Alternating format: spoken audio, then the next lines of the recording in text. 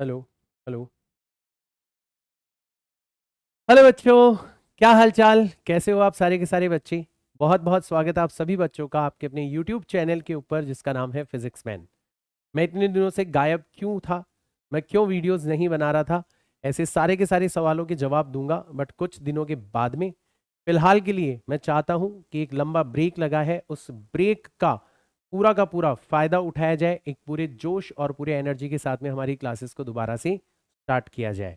तो आज हम स्टार्ट करने वाले हैं हमारा मिरेकल फास्ट ट्रैक सीरीज का एक और lecture. Miracle fast track series में सर क्या विशेषता है, इसमें हम लोग एक चैप्टर को एक या दो लंबी क्लासेस के माध्यम से खत्म करते हैं। लंबी का मतलब ऐसा भी नहीं है कि बहुत लंबी क्लासेस हो ताकि आप सिर्फ फिजिक्स ही पढ़ते रह जाओ, केमिस्ट्री और बायो पढ़ ही ना पाओ, वैसा भी नहीं है। लंबी क्लासेस का मतलब है 1.5 घंटे की क्लास, 2 घंटे की क्लास, मतलब 1.5 से 2 घंटे के बीच की क्लास, राइट। और इसमें हम लोग ट्राई करते हैं कि कुछ इस तरीके से पढ़ा जाए, कुछ इस फ्लो में चैप्टर को खत्म किया जाए। आपको पता ही है, आपने ऑलरेडी मेरे लेक्चर्स देखे होंगे कि हर एक कॉन्सेप्ट भी हमें समझ में आ जाए। जो बच्चा जीरो से देख रहा है उसको कॉन्सेप्ट भी समझ में आ जाए, जो बच्चा मिडिल लेवल पर है या सिर्फ रिवीजन के पर्पज से देख रहा है उसको ढेर सारे रिलेवेंट क्वेश्चंस भी करने का मौका मिले और इन क्वेश्चंस के माध्यम से उसका एक बहुत ही बेटर रिवीजन भी हो जाए। ये हमारा मकसद है मिरेकल फास्ट ट्रैक सीरीज का। हमने आपको प्रॉमिस किया है कि इस मिरेकल फास्ट ट्रैक सीरीज के अंदर 45 क्लासेस के अंदर हम लोग पूरा का पूरा फिजिक्स का सिलेबस जो है वो खत्म करने वाले हैं। तो ये 5th क्लास है, मतलब अभी भी आप मिरेकल फास्ट ट्रैक सीरीज का फायदा उठा सकते हो। मैं कोशिश करूंगा कि आपके नीट के एग्जाम से पहले पूरे के पूरे जो वीडियोस हैं रिकॉर्डेड फॉर्म में आपको मैं उपलब्ध करवा दूं। लाइव के रूप में नहीं, रिकॉर्डेड फॉर्म में मैं उपलब्ध करवाना चाहता हूं ताकि एक दिन में एक से ज्यादा वीडियोस भी उपलब्ध करवाए जा सके। खैर, ये सारी की सारी बातें होती रहेंगी। फिलहाल अपन शुरू करते हैं chapter number 5, Newton's laws of motion. One shot है, नीट और जेई के लिए रिलेवेंट है और आप सारे के सारे बच्चे पूरे फोकस के साथ में इस कंप्लीट क्लास को देखोगे तो आपको पता चल जाएगा कि यहाँ पर किस डिफरेंट अप्रोच के साथ में फिजिक्स पढ़ाई जाती है और वो क्यों एवरेज या बिलो एवरेज बच्चों को भी उठा के एक ऊंचे लेवल तक ले जाने में आपकी मदद कर सकती है। ठीक है ना, तो ये आपको क्लास अटेंड करने के बाद में पता चल जाएगा। शुरू करते हैं। सबसे पहले इस चैप्टर की शुरुआत होती है किससे, हमारे लॉज ऑफ मोशन। तो 3 लॉज ऑफ मोशन है। पहला जो लॉ है उसको लॉ ऑफ इनर्शिया भी कहा जाता है, फर्स्ट लॉ ऑफ मोशन भी कहा जाता है, राइट। तो ये जो लॉ ऑफ इनर्शिया है इसके बारे में तो सबको पता है। सबको पता है लॉ ऑफ इनर्शिया का मतलब क्या होता है। बहुत अगर ब्रीफ में अगर अपन चाहें तो कुछ इस तरीके से स्टेटमेंट लिख सकते हैं कि जो ऑब्जेक्ट रेस्ट पर होते हैं वो हमेशा रेस्ट पर ही रहते हैं और जो ऑब्जेक्ट किसी वेलोसिटी v से मूव कर रहे हैं वो हमेशा इसी वेलोसिटी से मूव करते रहते हैं अगर कोई एक्सटर्नल फोर्स ना लगाया जाए। तो ये जो पहला लॉ है ना, ये हमें फोर्स की रिक्वायरमेंट बता रहा है कि हमें फोर्स की रिक्वायरमेंट क्यों है, कब चाहिए होता है फोर्स। हमें चाहिए होता है ऑब्जेक्ट के इनर्शिया को ब्रेक करने के लिए। इनर्शिया ऑफ रेस्ट को ब्रेक करना चाहते हो, मतलब कोई ऑब्जेक्ट रेस्ट पर है तुम उसको मूव करवाना चाहते हो तो भी फोर्स की रिक्वायरमेंट होगी। और इनर्शिया ऑफ मोशन को ब्रेक करना चाहते हो, कोई ऑब्जेक्ट मूव कर रहा है तुम उसको रेस्ट पर लाना चाहते हो तो भी तुम्हें क्या करने की आवश्यकता होगी, फोर्स लगाने की आवश्यकता होगी। मोटे मोटे तौर पर ऑब्जेक्ट की वेलोसिटी को चेंज करने के लिए तुम्हें किसकी आवश्यकता होती है, फोर्स लगाने की आवश्यकता होती है। फोर्स की रिक्वायरमेंट हमें बताता है लॉ ऑफ इनर्शिया। ढेर सारे थ्योरेटिकल एग्जांपल्स हैं। आप बस के अंदर खड़े हो, बस चल रही है एक कांस्टेंट स्पीड के ऊपर, जैसे ही बस का ड्राइवर ब्रेक लगाता है तो ब्रेक का जो फोर्स है वो किसके ऊपर लगा, बस के ऊपर लगा। तो बस तो रुक जाएगी बट आपकी जो अपर बॉडी है वो फ्री है, उसके ऊपर कोई फोर्स नहीं लगा। तो वो चाहेगी कि जिस वेलोसिटी के साथ में वो पहले मूव कर रही थी उसी वेलोसिटी से मूव करती रहे। इसलिए आपको जैसे ही ड्राइवर ब्रेक लगाता है तो आगे की तरफ एक जर्क लगता है, एक झटका लगता है। इसके ऊपर बेस्ड हुआ ये हुआ लॉ ऑफ इनर्शिया के ऊपर बेस्ड एक एग्जाम्पल। तो ऐसे ढेर सारे एग्जाम्पल है। वो आपने एक ग्लास लिया होगा, उसके ऊपर कार्डबोर्ड रखा होगा, उसके ऊपर एक सिक्का रखा होगा, फिर जैसे आप कार्डबोर्ड को फ्लिप करते हो, ठीक है, तो कार्डबोर्ड तो निकल जाता है क्योंकि उसके ऊपर तो तुमने फोर्स लगा दिया, तो वो पहले रेस्ट पर था, तुमने उसको मूव करवा दिया, बट सिक्के के ऊपर कोई फोर्स नहीं लगा। तो सिक्का जो है वो सीधा का सीधा ग्लास के अंदर गिर जाएगा अगर आप बहुत तेज फ्लिक करोगे तो, और सिक्के और कार्डबोर्ड के बीच में फ्रिक्शन जो है वो नेग्लिजिबल होगा, तो है ना। ऐसे तमाम एग्जाम्पल जो है वो हम लॉ ऑफ इनर्शिया के बेसिस पे समझा सकते हैं। अब आप बोलोगे सर ये तो बहुत थ्योरेटिकल चीज हो गई, इस पे नीट और जेई में तो क्या ही क्वेश्चन बनेगा, मतलब नीट और जेई के रिस्पेक्ट में देखा जाए तो वहां तो अच्छे अच्छे न्यूमेरिकल्स पूछे जाते हैं, तो उनमें तो क्या ही यूज होगा इसका, इसमें तो कोई फॉर्मूला वगैरह भी नहीं है। नहीं, इस चैप्टर के मैक्सिमम क्वेश्चंस जो हैं उसके अंदर लॉ ऑफ इनर्शिया यूज होता है। अब ये आपको बहुत सरप्राइजिंग लगेगा, यार ये क्या कह रहे हो सर। चलो मैं बताता हूं कब कब लॉ ऑफ इनर्शिया यूज होने वाला है, इसका हिंट मैं आपको दे रहा हूं। तो कुछ कीवर्ड आपको पकड़ने हैं। कीवर्ड का मतलब है कि सवाल में अगर आपको ये लिस्ट जो मैं बताने वाला हूं ये दिख जाए तो तुम समझ जाना लॉ ऑफ इनर्शिया का हमें यूज करना पड़ेगा। जैसे मान लो हमें क्वेश्चन के अंदर दिख जाएगी कि बॉडी जो है वो इक्विलिब्रियम में है, पूरा क्वेश्चन की लैंग्वेज है, कहीं ना कहीं तुम्हें दिख जाए बॉडी इज इन इक्विलिब्रियम, या कार्ट इज इन इक्विलिब्रियम, या कार इज इन इक्विलिब्रियम। जिस भी ऑब्जेक्ट के बारे में बात करा जा रहा है उसको अगर कह दिया जाए क्वेश्चन में कि इक्विलिब्रियम में है या इक्विलिब्रियम में लाना है, तो हमें क्या अप्लाई करना पड़ेगा, लॉ ऑफ इनर्शिया अप्लाई करना पड़ेगा। तो ऐसे बहुत सारे कीवर्ड्स हैं जो मैंने आपके लिए छांट के रखे हुए हैं। बॉडी इज एट रेस्ट जैसे ही लिखा हुआ मिल जाए समझ जाना लॉ ऑफ इनर्शिया यूज होगा। Body moves with constant velocity, again यहां पर भी लॉ ऑफ इनर्शिया यूज होगा। Body moves with uniform motion या विथ यूनिफॉर्म वेलोसिटी, सेम मतलब है इसका भी, यहां पर भी आपको लॉ ऑफ इनर्शिया यूज करना है। या डायरेक्ट ही कह दिया जाए कि बॉडी हैज जीरो एक्सेलरेशन। तो ये कुछ भी आपको अगर क्वेश्चन के अंदर मेंशन हो तो समझ जाना क्वेश्चन किसके ऊपर बेस्ड है, लॉ ऑफ इनर्शिया के ऊपर बेस्ड है। लॉ ऑफ इनर्शिया लगाना कैसे है, ये तो सर आपने बहुत अच्छी बात बता दी कि लगाना कब है।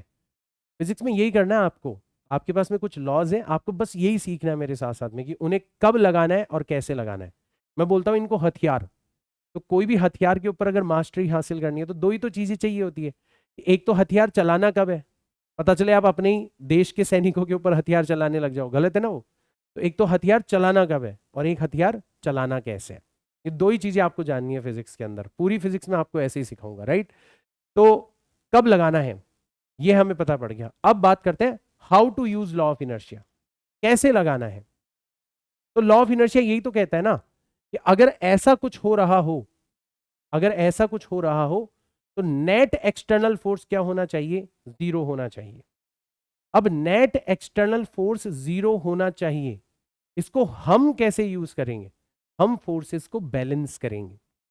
हम हॉरिजॉन्टल फोर्सेस को आपस में बैलेंस कर देंगे और हम वर्टिकल फोर्सेस को आपस में क्या कर देंगे, बैलेंस कर देंगे। फॉर दैट मैटर हम किन्हीं भी दो म्यूचुअल डायरेक्शंस के अंदर फोर्सेस को क्या कर सकते हैं, बैलेंस कर सकते हैं। बट अगर कुछ भी ना समझ में आए तो हॉरिजॉन्टल फोर्सेस को बैलेंस करना है, वर्टिकल फोर्सेस को क्या करना है, बैलेंस करना है। कब, अगर लॉ ऑफ इनर्शिया यूज हो रहा हो तो। ठीक है, तो एक तो तरीका हमारे पास में ये आ गया कि हमें क्या करना है, हमें बैलेंस करना है, हॉरिजॉन्टल फोर्सेस को आपस में बैलेंस कर देना है, वर्टिकल कंपोनेंट ऑफ फोर्सेस को हमें आपस में क्या कर देना है, बैलेंस कर देना है। मैंने आपको ऑलरेडी वेक्टर्स के अंदर सिखाया हुआ है कंपोनेंट्स कैसे लेते हैं, अभी जब अपन सवाल करेंगे तो एक बार और सिखा दूंगा। तो ये तो हो गया हमारा देसी मेथड। अगर इसी बात को आप वेक्टर फॉर्म में यूज करना चाहो तो क्या करोगे, तो वेक्टर फॉर्म में यूज करने के लिए आप सारे के सारे फोर्स वेक्टर्स जो लग रहे हैं बॉडी के ऊपर, जितने भी फोर्सेस लग रहे हैं, वेक्टर फॉर्म में उन सबको ऐड करोगे और उस एडिशन को किसके बराबर रख दोगे, जीरो के बराबर रख दोगे। दोनों ही चीजें आपके काम आती है। अब मैं आपको ये जो मैंने पूरा हथियार कब चलाना है, कैसे चलाना है, ये जो सिखाया है, इसका एक डेमो देने जा रहा हूँ, इसका एक एग्जाम्पल बताने जा रहा हूँ। और फिर आपको इंटरेस्ट आ जाएगा कि यार ये आदमी अगर पूरी फिजिक्स इस तरीके से सिखा गया, ये तो आज तक कभी किसी ने ध्यान ही नहीं दिया। यही तो सीखना है हमें कि कब यूज होगा कोई कॉन्सेप्ट और कैसे यूज होगा, दो ही तो बातें पकड़नी है। ठीक है, चलो आ जाओ। तो एक एग्जाम्पल लेते हैं अपन। आपको एक ब्लॉक दे रखा है, ठीक है, is moving with uniform velocity. तो सबसे पहले आपने क्या करा, इस कीवर्ड को पकड़ा, ये वाला कीवर्ड आपकी पकड़ में आ गया, मूविंग विथ यूनिफॉर्म वेलोसिटी। एक सेकेंड, अरे भैया, मूविंग विथ यूनिफॉर्म वेलोसिटी। तो ये मैंने आपको बताया था कि जैसे ये कीवर्ड पकड़ में आ जाए आपको समझ में आ गया कि हमें यहाँ पर लॉ ऑफ इनर्शिया यूज करना है। तो under the influence of these given forces, तो इस बॉडी के ऊपर खूब सारे फोर्स लग रहे हैं। देखो डायग्राम में दे रखा है, नीचे की तरफ एक फोर्स लग रहा है 50 न्यूटन का, ऊपर की तरफ एक फोर्स लग रहा है 10 न्यूटन का, इधर की तरफ एक फोर्स लग रहा है F न्यूटन का, इधर की तरफ पीछे की तरफ एक फोर्स लग रहा है 30 न्यूटन का। तो ये जितने भी फोर्सेस लग रहे हैं, इनका जो टोटल इन्फ्लुएंस है, उसमें आपका जो ऑब्जेक्ट है वो यूनिफॉर्म वेलोसिटी के साथ में मूव कर रहा है। हमें तुरंत पकड़ में आ गया क्वेश्चन, यार यहां तो क्या लगाना है, हमें लॉ ऑफ इनर्शिया लगाना है। अब लॉ ऑफ इनर्शिया लगाना कैसे है, सर ने बताया था सारे के सारे फोर्सेस को हॉरिजॉन्टल और वर्टिकल कंपोनेंट्स में डिवाइड कर दो। तो आपने यही तो किया। ये वाला फोर्स पहले से ही वर्टिकल है, बहुत अच्छी बात है। ये वाला फोर्स पहले से ही वर्टिकल है, बहुत अच्छी बात है। ये वाला फोर्स पहले से ही हॉरिजॉन्टल है, बहुत अच्छी बात है। सिर्फ और सिर्फ कौन से वाला फोर्स होगा, ये वाला फोर्स। ये ना हॉरिजॉन्टल है ना वर्टिकल है, तो इसको हमें कंपोनेंट्स में डिवाइड करना है। कैसे डिवाइड करेंगे, तो हम कंपोनेंट्स कैसे लेते हैं, हम थीटा डायरेक्शन के अंदर जो कंपोनेंट है उसको तो लिखते हैं कॉस कंपोनेंट, मतलब एफ कॉस थीटा। तो इसका इधर की तरफ जो कंपोनेंट होगा वो तो हो जाएगा F cos theta, horizontal component. और इधर की तरफ जो कंपोनेंट होगा, ये वाला जो कंपोनेंट होगा, ये हो जाएगा आपका F sine theta, F sine theta. ऐसे आपके दो कंपोनेंट्स होंगे। अब आपको इन फोर्सेस को क्या करना है, बैलेंस करना है। तो सबसे पहले हॉरिजॉन्टल फोर्सेस को बैलेंस करते हैं, ठीक है। आपने एफ कॉस थीटा उठाया और उसको आपने किससे बैलेंस कर दिया, 30 न्यूटन से बैलेंस कर दिया। हॉरिजॉन्टल फोर्सेस को आपस में बैलेंस कर दिया। ऐसे वर्टिकल फोर्सेस को बैलेंस करते हैं।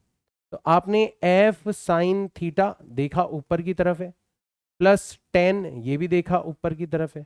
इसको किससे बैलेंस कर दिया, 50 से बैलेंस कर दिया। तो यहां से एफ साइन थीटा कितना निकल के आ गया आपका, 50 माइनस 10 मतलब 40 निकल के आ गया। दो बातें आपके पास में आ चुकी है। आपके पास में एफ कॉस थीटा आ चुका है 30 न्यूटन, और आपके पास में एफ साइन थीटा आ चुका है 40 न्यूटन, ठीक है। ये हो गई आपकी इक्वेशन नंबर 1, ये हो गई आपकी इक्वेशन नंबर 2। अब आपको एफ और थीटा निकालना है। दो अननोन वेरिएबल, दो इक्वेशंस, अब तो काम आसान है, बड़ी आसानी से कर लेंगे अपन लोग, राइट। तो अपन क्या करेंगे, इक्वेशन 1 को इक्वेशन 2 को किससे डिवाइड कर देंगे, इक्वेशन 1 से डिवाइड कर देंगे। चलो करते हैं। तो यहां से हमने एफ साइन थीटा उठाया, ये किसके बराबर था, 40 के बराबर था।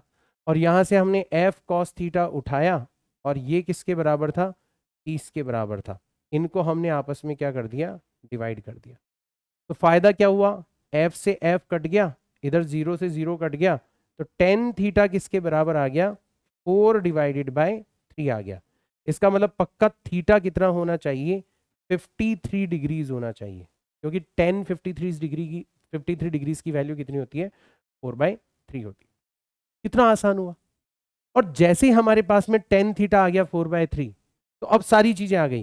मैंने बताया था कोई भी एक ट्रिग्नोमेट्रिक रेशियो आ जाए तो सब कुछ आ जाता है आपके पास में। तो 10 का मतलब क्या होता है, साइन। तो साइन थीटा अगर आप निकालोगे, ठीक है, तो साइन का मतलब हो जाएगा 4 डिवाइडेड बाय, इन दोनों का स्क्वायर करके ऐड करो तो ये आ जाएगा 5।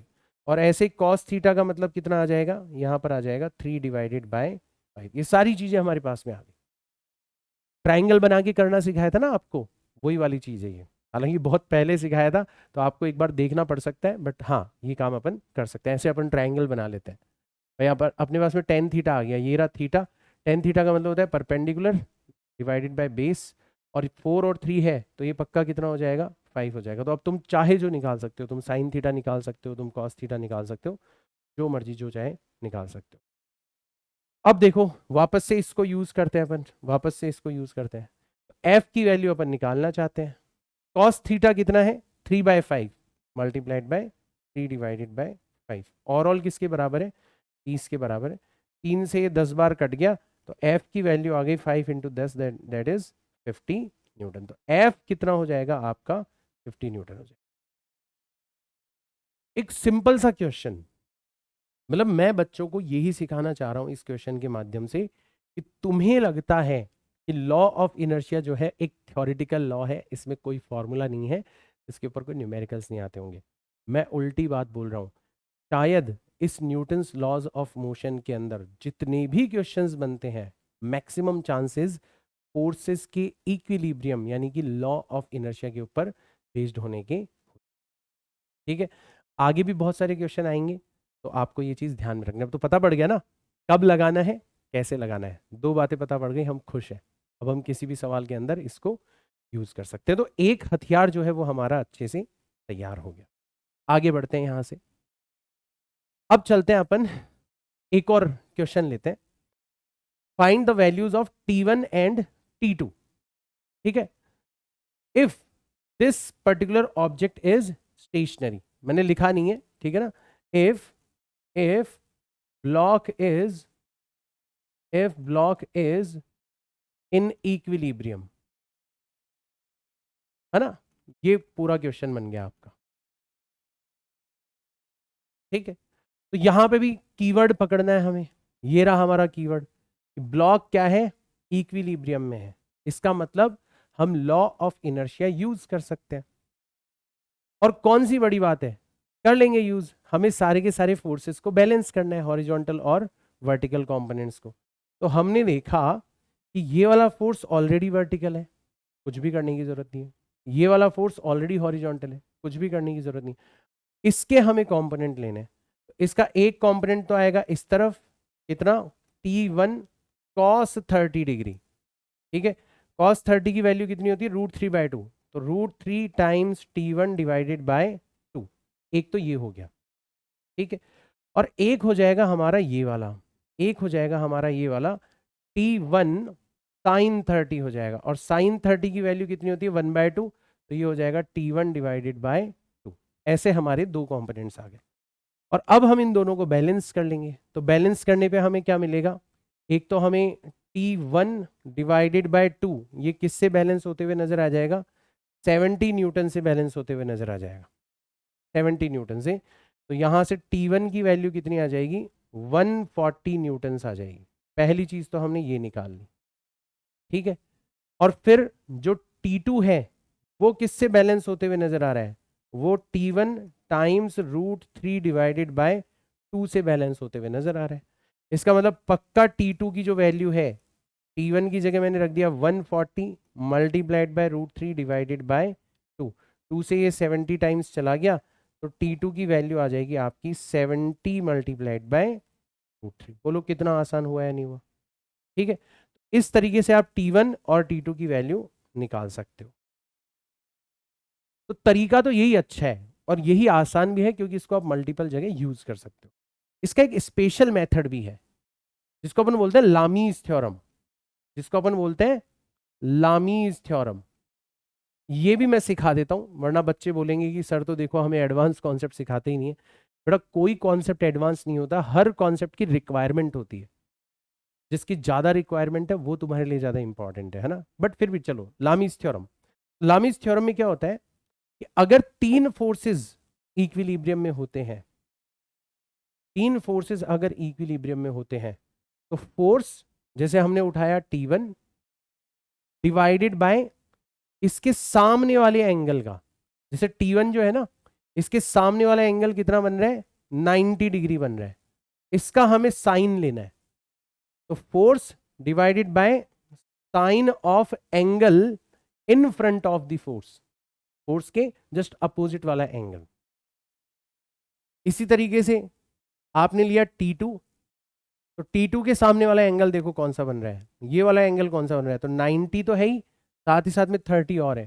तो 90 + 30 कितना बन रहा है, 120। तो ये आ जाएगा साइन 120 डिग्री। और तीसरा फोर्स कौन सा है आपका, ये 70 न्यूटन। तो 70 डिवाइडेड बाय इसके सामने वाला एंगल, ये जो बाकी बच गया एंगल, 180 में से 30 चला गया, तो बाकी कितना बचेगा, 150। तो ये आ जाएगा साइन 150 डिग्री। अब आप डायरेक्ट सॉल्व कर सकते हो T1 और T2 को। तो डायरेक्ट T1 की वैल्यू कितनी आ जाएगी, तो T1 आ जाएगा आपका 70, ऑलरेडी रखा हुआ है, साइन 90 इसकी वैल्यू हमें पता है, डिवाइडेड बाय साइन 150। तब पता है हमें पता है साइन 90 की वैल्यू कितनी होती है, 1 होती है, 1, और साइन 150, तो 150 को अपन 90 प्लस 60 लिख सकते हैं, या 180 माइनस 30 लिख सकते हैं, मतलब ये साइन 30 के इक्वली होगा, और साइन 30 हो जाता है आपका 1 डिवाइडेड बाय 2। तो 2 चला गया ऊपर, तो 70 मल्टीप्लाइड बाय 2 करोगे तो कितना आ जाएगा, 140 न्यूटन आ जाएगा। यहां पर भी इतना ही आ रहा था, इस मेथड से भी इतना ही आएगा। कौन सा आसान है वो आप जज कर लेना, ठीक है ना। फिर अपन बात करते हैं T2 की, तो T2 कितना होगा, तो 70 तो है ही है, फिर जाएगा यहाँ पर साइन 120 डिग्री, और नीचे है आपका साइन 150 डिग्री। साइन 120 मतलब साइन 180 माइनस 60, मतलब साइन 60 हो जाएगा। तो इसकी वैल्यू तो हो जाएगी आपकी √3/2, तो 70 मल्टीप्लाइड बाय √3 डिवाइडेड बाय 2, और साइन 150 की वैल्यू अभी अभी निकाली थी 1/2, 2 से 2 चला गया, तो इसका आंसर आ गया 70√3। किसी भी मेथड से करो आंसर तो ऑब्वियसली सेम ही आएगा, बट कब कौन सा मेथड यूज करना है, आपको कौन सा मेथड ज्यादा आसान लग रहा है वो आपको जज करना है। मैंने आपको दोनों ही मेथड यहाँ पर अच्छे से बता दिया, ठीक है। तो ये तो हुआ हमारा फोर्सेस का इक्विलिब्रियम, या फिर कब हमें लॉ ऑफ इनर्शिया को यूज करना है न्यूमेरिकल्स के अंदर। अब आगे चलते हैं, हम बात करते हैं मोमेंटम और इम्पल्स की। सेकंड लॉ ऑफ मोशन से पहले हमें इन दोनों फिजिकल क्वांटिटीज को अच्छे से जानना है। आई होप आपको सबको पता होगा, तो जल्दी जल्दी मैं बता देता हूं। सबसे पहले momentum, momentum is nothing but mass multiplied by velocity. It is represented by p and it can be written as m multiplied by v. तो obviously it is a vector quantity, obviously it is a vector quantity, क्योंकि आप एक scalar को vector से multiply कर रहे हो, and obviously इसकी जो डायरेक्शन है, क्योंकि मास हमेशा पॉजिटिव होता है, तो मोमेंटम की और वेलोसिटी की डायरेक्शन हमेशा सेम होती है, ठीक, बहुत अच्छी बात है। आगे चलते हैं, आपके जो मासलेस पार्टिकल्स होते हैं, जिनका मास 0 होता है, उनका भी मोमेंटम हो सकता है। ये बहुत अच्छे से ध्यान रखना है ना। बहुत सारे ऐसे मासलेस पार्टिकल हैं जिनका मोमेंटम नॉन जीरो हो सकता है, नॉन जीरो उनका मोमेंटम हो सकता है, ठीक है ना। अब आप बोलोगे सर कैसे, जैसे ही मास को जीरो रखेंगे तो मोमेंटम तो जीरो आ जाएगा, तो उल्टी बात नहीं होगी। तो ध्यान रखना, मोमेंटम को एनर्जी के रास्ते से भी डिफाइन किया जा सकता है। जरूरी नहीं है कि हमेशा मोमेंटम की definition mass multiplied by velocity हो। बहुत सारे ऐसे मासलेस पार्टिकल हैं, जैसे फोटोन, फोटोन का मतलब है लाइट वाला पार्टिकल, लाइट का जो पार्टिकल है, रेडिएशन का जो पार्टिकल है, ठीक है। तो ये एक स्पेशल एग्जांपल ध्यान रख लेना, मासलेस है बट फिर भी इसका मोमेंटम होता है, फिर भी इसका मोमेंटम होता है। कैसे डिफाइन किया जाता है, अब की बार momentum energy divided by speed, इस तरीके से डिफाइन किया जाता है। ये हमारी नई डेफिनेशन बन जाती है, स्पेशल एग्जांपल है, ध्यान रखना, ठीक। चलो इससे आगे बढ़ते हैं। फिर अगली क्वांटिटी है इम्पल्स। तो impulse is nothing but change in momentum, change in momentum मतलब final momentum minus initial momentum, momentum का डिफरेंस लेना है, और ध्यान रखना वेक्टर डिफरेंस लेना है, वेक्टर डिफरेंस, क्योंकि मोमेंटम कैसी क्वांटिटी है, वेक्टर क्वांटिटी है, राइट। तो फाइनल मोमेंटम में से इनिशियल मोमेंटम को माइनस करोगे तो जो नई वेक्टर क्वांटिटी मिलेगी वो क्या कहलाएगी, इम्पल्स कहलाएगी। और क्योंकि इम्पल्स को आपने मोमेंटम के ही डिफरेंस की फॉर्म में डिफाइन किया है, तो अगली चीज अपने आप आपको समझ में आ जाएगी कि इम्पल्स का और मोमेंटम का जो डायमेंशनल फॉर्मूला है या जो यूनिट्स है वो हमेशा सेम रहती है। कितनी रहती है, किलोग्राम मीटर पर सेकेंड, किलोग्राम मीटर पर सेकेंड, या न्यूटन इनटू सेकेंड भी लिखा जा सकता है।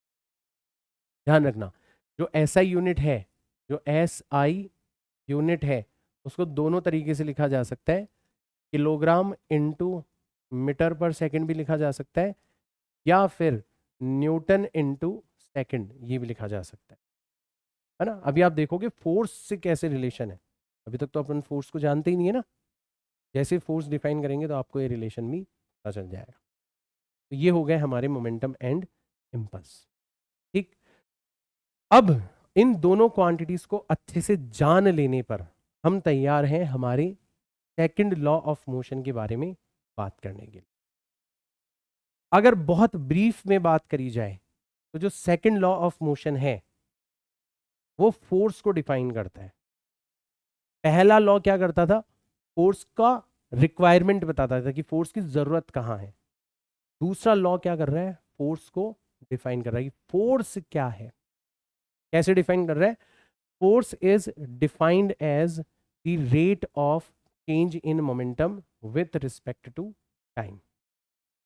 यानी कि हम लोग फोर्स को कुछ इस तरीके से लिख सकते हैं, F is equal to dP divided by dt। Rate of change का मतलब क्या होता है, डिफरेंशिएशन। अगर एवरेज फोर्स की बात करी जाए तो आपको डिफरेंशिएशन करने की जरूरत नहीं है। आप सीधा सीधा क्या कर सकते हो, आप सीधा सीधा फाइनल मोमेंटम में से इनिशियल मोमेंटम को माइनस करके किससे डिवाइड कर सकते हो, टाइम से डिवाइड कर सकते हो। डिफरेंशिएशन की जरूरत सिर्फ और सिर्फ तब करनी है जब हमें इंस्टेंटेनियस फोर्स निकालना हो। जब भी एवरेज फोर्स निकालना हो तो हमें डिफरेंशिएशन करने की जरूरत नहीं है, हम इस रास्ते का यूज करें। जैसे एक एग्जांपल लेते हैं, मान लो मैंने कहा कि पार्टिकल का जो मोमेंटम है वो कितना है, 2x I cap minus 6 j cap plus price of x square k cap है। ठीक है, ये आपके पार्टिकल का मोमेंटम है, ये आपके पार्टिकल का मोमेंटम है। अच्छा, x की फॉर्म में नहीं, टाइम की फॉर्म में। ये आपको किसकी फॉर्म में दिया जाएगा, टाइम की फॉर्म में दिया जाएगा, ऐसे twice of T thrice of T square, ऐसे आपको मोमेंटम दे रखा है। तो क्योंकि मोमेंटम टाइम पर डिपेंड कर रहा है, इसका मतलब पक्का चेंज हो रहा होगा। अब आपसे कोई पूछे कि बताओ फोर्स कितना होगा, तो आपको घबराने की आवश्यकता नहीं है। आपको सीधा सीधा मोमेंटम टाइम की फॉर्म में गिवन है और फोर्स पूछा जाए तो आपको सीधा सीधा मोमेंटम का टाइम के रिस्पेक्ट में क्या कर देना है, डिफरेंशिएशन कर देना है। कर दो। तो यहां पर twice of T times I cap का डिफरेंशिएशन करोगे तो सिर्फ क्या रह जाएगा, ट्वाइस ऑफ आई कैप रह जाएगा। टी का डिफरेंशिएशन होता है 1। ये तो कांस्टेंट टर्म है तो इसका तो डिफरेंशिएशन ही क्या हो जाएगा, 0 हो जाएगा। और यहां पर टी स्क्वायर का 2 आ जाएगा आगे, तो ये रह जाएगा आपका +6 times t multiplied by a cap. तो ये आ जाएगा आपका force F is equal to, ये आ जाएगा twice of i cap plus 6t times a cap, ये आपका फोर्स आ जाएगा। तो किसी भी टाइम पर पूछा जा सकता है आपको, t is equal to 2 second पर निकालो, t is equal to 3 second पर निकालो, जिस भी टाइम पर पूछा जाए उस टाइम की वैल्यू आप यहाँ पर रख सकते। ठीक है, इसी प्रकार से अगर मान लो आपको मोमेंटम का और टाइम का ग्राफ दे रखा हो, मोमेंटम और टाइम का क्या दे रखा हो, ग्राफ दे रखा हो। अब ग्राफ में तो आप डिफरेंशिएशन कर नहीं पाओगे, बट ग्राफ में डिफरेंशिएशन का मतलब क्या होता है, तो एफ जो होगा वो किसके थ्रू डिफाइन होगा, slope of the tangent. Slope of tangent, जो भी आप टेंजेंट ड्रॉ करोगे, जिस भी पॉइंट के ऊपर आपको फोर्स फाइंड आउट करना है, उस टेंजेंट की स्लोप, स्लोप की फॉर्म में आप क्या कर सकते हो, फोर्स को डिफाइन कर सकते हो। जैसे एग्जांपल के तौर पर मान लो मैंने आपको ग्राफ दे रखा है, यहां पर है मोमेंटम और यहां पर है टाइम। ठीक है, और ऐसा आपका ग्राफ है, ऐसे जाके इस तरीके का आपका ग्राफ है। ये t is equal to 5 second हो गया और ये t is equal to 10 second हो गया। और ये जो मोमेंटम है ये आपका 20 किलोग्राम इंटू मीटर पर सेकेंड है। ये आपको दे रखा है मैंने। अगर आपसे कोई पूछे, अगर आपसे कोई पूछे कि बताओ t is equal to 3 second पर, ठीक है, फोर्स कितना है, ये अगर कोई आपसे पूछ ले, अब आप डिफरेंशिएशन तो कर नहीं पाओगे। फिर एक ही चारा बचा, यार ग्राफ में सर ने बताया था हमें क्या करना होता है, स्लोप ऑफ टेंजेंट। तो सबसे पहले तो हम 3 सेकंड पर जाएंगे, ये रे यहां पर है अभी अपन, 3 सेकंड पर हम ग्राफ पर पहुंचे, इस पॉइंट पर हमने स्लोप ड्रॉ करी, तो हमने देखा यार ये जो स्लोप हमने बनाई है, ये जो टेंजेंट हमने बनाई है, ये तो इसी ग्राफ को रिप्रेजेंट कर रही है। भाई स्ट्रेट लाइन के ऊपर जो टेंजेंट होती है वो खुद स्ट्रेट लाइन ही होती है। तो आप इस ग्रीन लाइन की स्लोप निकालो या फिर आप इस येलो लाइन की स्लोप निकालो, दोनों बराबर निकल के आएगी। और स्लोप कैसे निकालते हैं, ये जो थीटा है इसके लिए 10 की वैल्यू निकालेंगे। तो फोर्स पक्का क्या हो जाएगा, फोर्स हो जाएगा आपका टेन थीटा। और टेन थीटा जो है वो किसके इक्वल होता है, परपेंडिकुलर। तो परपेंडिकुलर कितना हो जाएगा आपका, तो ये परपेंडिकुलर तो हो गया आपका 20, ठीक है। और बेस कितना हो गया आपका, बेस हो गया आपका 5। तो ये आ जाएगा 20/5, ये चला गया 4 टाइम्स, तो 4 न्यूटन आपका फोर्स हो जाएगा। ऐसे ही अगर कोई आपसे पूछता कि बताओ T is equal to 7 second पर फोर्स कितना होगा, ये भी आप खुद से निकाल सकते हो। अब की बार हम 7 सेकेंड्स पर चले जाएंगे, यहां पर चले जाएंगे, ये रहा हमारा 7 सेकेंड्स, ठीक है। और यहां पर हम जाएंगे ग्राफ के ऊपर, और ग्राफ के ऊपर जाके हम टेंजेंट ड्रॉ करेंगे। तो हम देखेंगे यार हमारी जो टेंजेंट है वो तो इस एक्सिस के पैरेलल हो गई। पैरेलल हो गई इसका मतलब कितना एंगल बना रही है, 0 टाइम एक्सिस के साथ में। और 0 एंगल बना रही है, इसका मतलब जो स्लोप है वो 10 0 मतलब 0 हो जाएगी, राइट। तो यहां पर फोर्स की वैल्यू आ जाएगी F is equal to 10 0 degree. और 10 0 डिग्री की वैल्यू भी कितनी होती है, 0 होती है। मतलब फोर्स कितना हो जाएगा, 0 हो जाएगा। इस पूरे ड्यूरेशन में 5 से लेके 10 सेकंड तक आपका फोर्स कितना हो जाएगा, 0 हो जाएगा। ये आपको पता चल गया। तो ऐसे छोटे छोटे हथियारों को इकट्ठे करते हुए चलो। फिजिक्स के अंदर मैं फिर बोल रहा हूं, हर कॉन्सेप्ट एक हथियार है, और हर हथियार की तरह आपको सिर्फ दो चीजों को पकड़ना है, हथियार कब चलाना है और हथियार कैसे चलाना है। जैसे स्लोप ऑफ द टेंजेंट वाला हथियार कब चलाना है, जब आपको ग्राफ दिया हुआ हो। कैसे चलाना है, कैसे स्लोप निकालनी हो, मैंने आपको बता दिया। डिफरेंशिएशन वाला हथियार कब चलाना है, जब मोमेंटम टाइम की फॉर्म में दिया जाए। कैसे चलाना है, डिफरेंशिएशन करना सबको आता ही है। एवरेज फोर्स वाला हथियार कब चलाना है, कैसे चलाना है। हर हथियार के बारे में सिर्फ दो सवाल पूछो, कब चलाना है और कैसे चलाना है। तो अभी आप कमेंट्स के अंदर भी भर दोगे कि सुभाष सर का एक ही टैगलाइन है, कब चलाना है और कैसे चलाना है हथियार को, राइट। तो ये दो चीजें आप लोगों को ध्यान में रखनी है। ये हो गया हमारा सेकंड लॉ ऑफ मोशन। सवाल करते हैं, कैसे कैसे सवाल इसके ऊपर बेस्ड हो सकते हैं। जैसे ये देखो, when a ball of mass 200 grams strikes on a vertical wall. तो हमें एक वर्टिकल वॉल दे रखी है, ये रही एक वर्टिकल वॉल, वॉल दे रखी, दीवार दे रखी है एक, ऐसी हमें एक वर्टिकल दीवार दे रखी। एक 200 ग्राम की जो बॉल है वो इसके ऊपर आकर टकरा रही है, ये रही हमारी 200 ग्राम की बॉल, ठीक है। कितनी स्पीड से टकरा रही है, 10 मीटर पर सेकंड की स्पीड से टकरा रही है।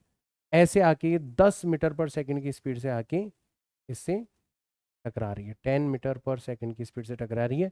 मास कितना है इसका, 200 ग्राम्स है, ठीक है। और बता रहा है at angle 37 degree with the horizontal. मतलब जब ये ऐसे जाके दीवार से टकराएगी ना, ये ऐसे गई गई गई और ये जाके दीवार से ऐसे टकराई, तो हॉरिजॉन्टल के साथ में, हॉरिजॉन्टल के साथ में कितने डिग्री का एंगल बन रहा है, 37 डिग्री का एंगल बन रहा है। जैसा जैसा कहा गया वैसा वैसा हमने डायग्राम बना लिया ताकि चीजें आसान हो जाए। It rebounds with same speed at same angle. अब यहां पे टकराने के बाद में वापस से इसी डायरेक्शन के अंदर, ठीक है ना, सेम एंगल के ऊपर, 37 डिग्री एंगल के ऊपर ही सेम स्पीड के साथ में, सेम स्पीड के साथ में क्या कर जाती है, ये रिबाउंड कर जाती है। वही वापस से 10 मीटर पर सेकंड की स्पीड से क्या कर गई, रिबाउंड कर गई। ऐसी सिचुएशन आपको इस क्वेश्चन में दे रखी है। और क्या दे रखा है, if ball remains in contact with the wall for 20 millisecond. तो यहां पर जो कॉन्टेक्ट का टाइम था, यहां पर जो कॉन्टेक्ट का या इंपैक्ट का जो टाइम था वो कितना था, 20 मिली सेकेंड। ये भी आपको दे रखा है।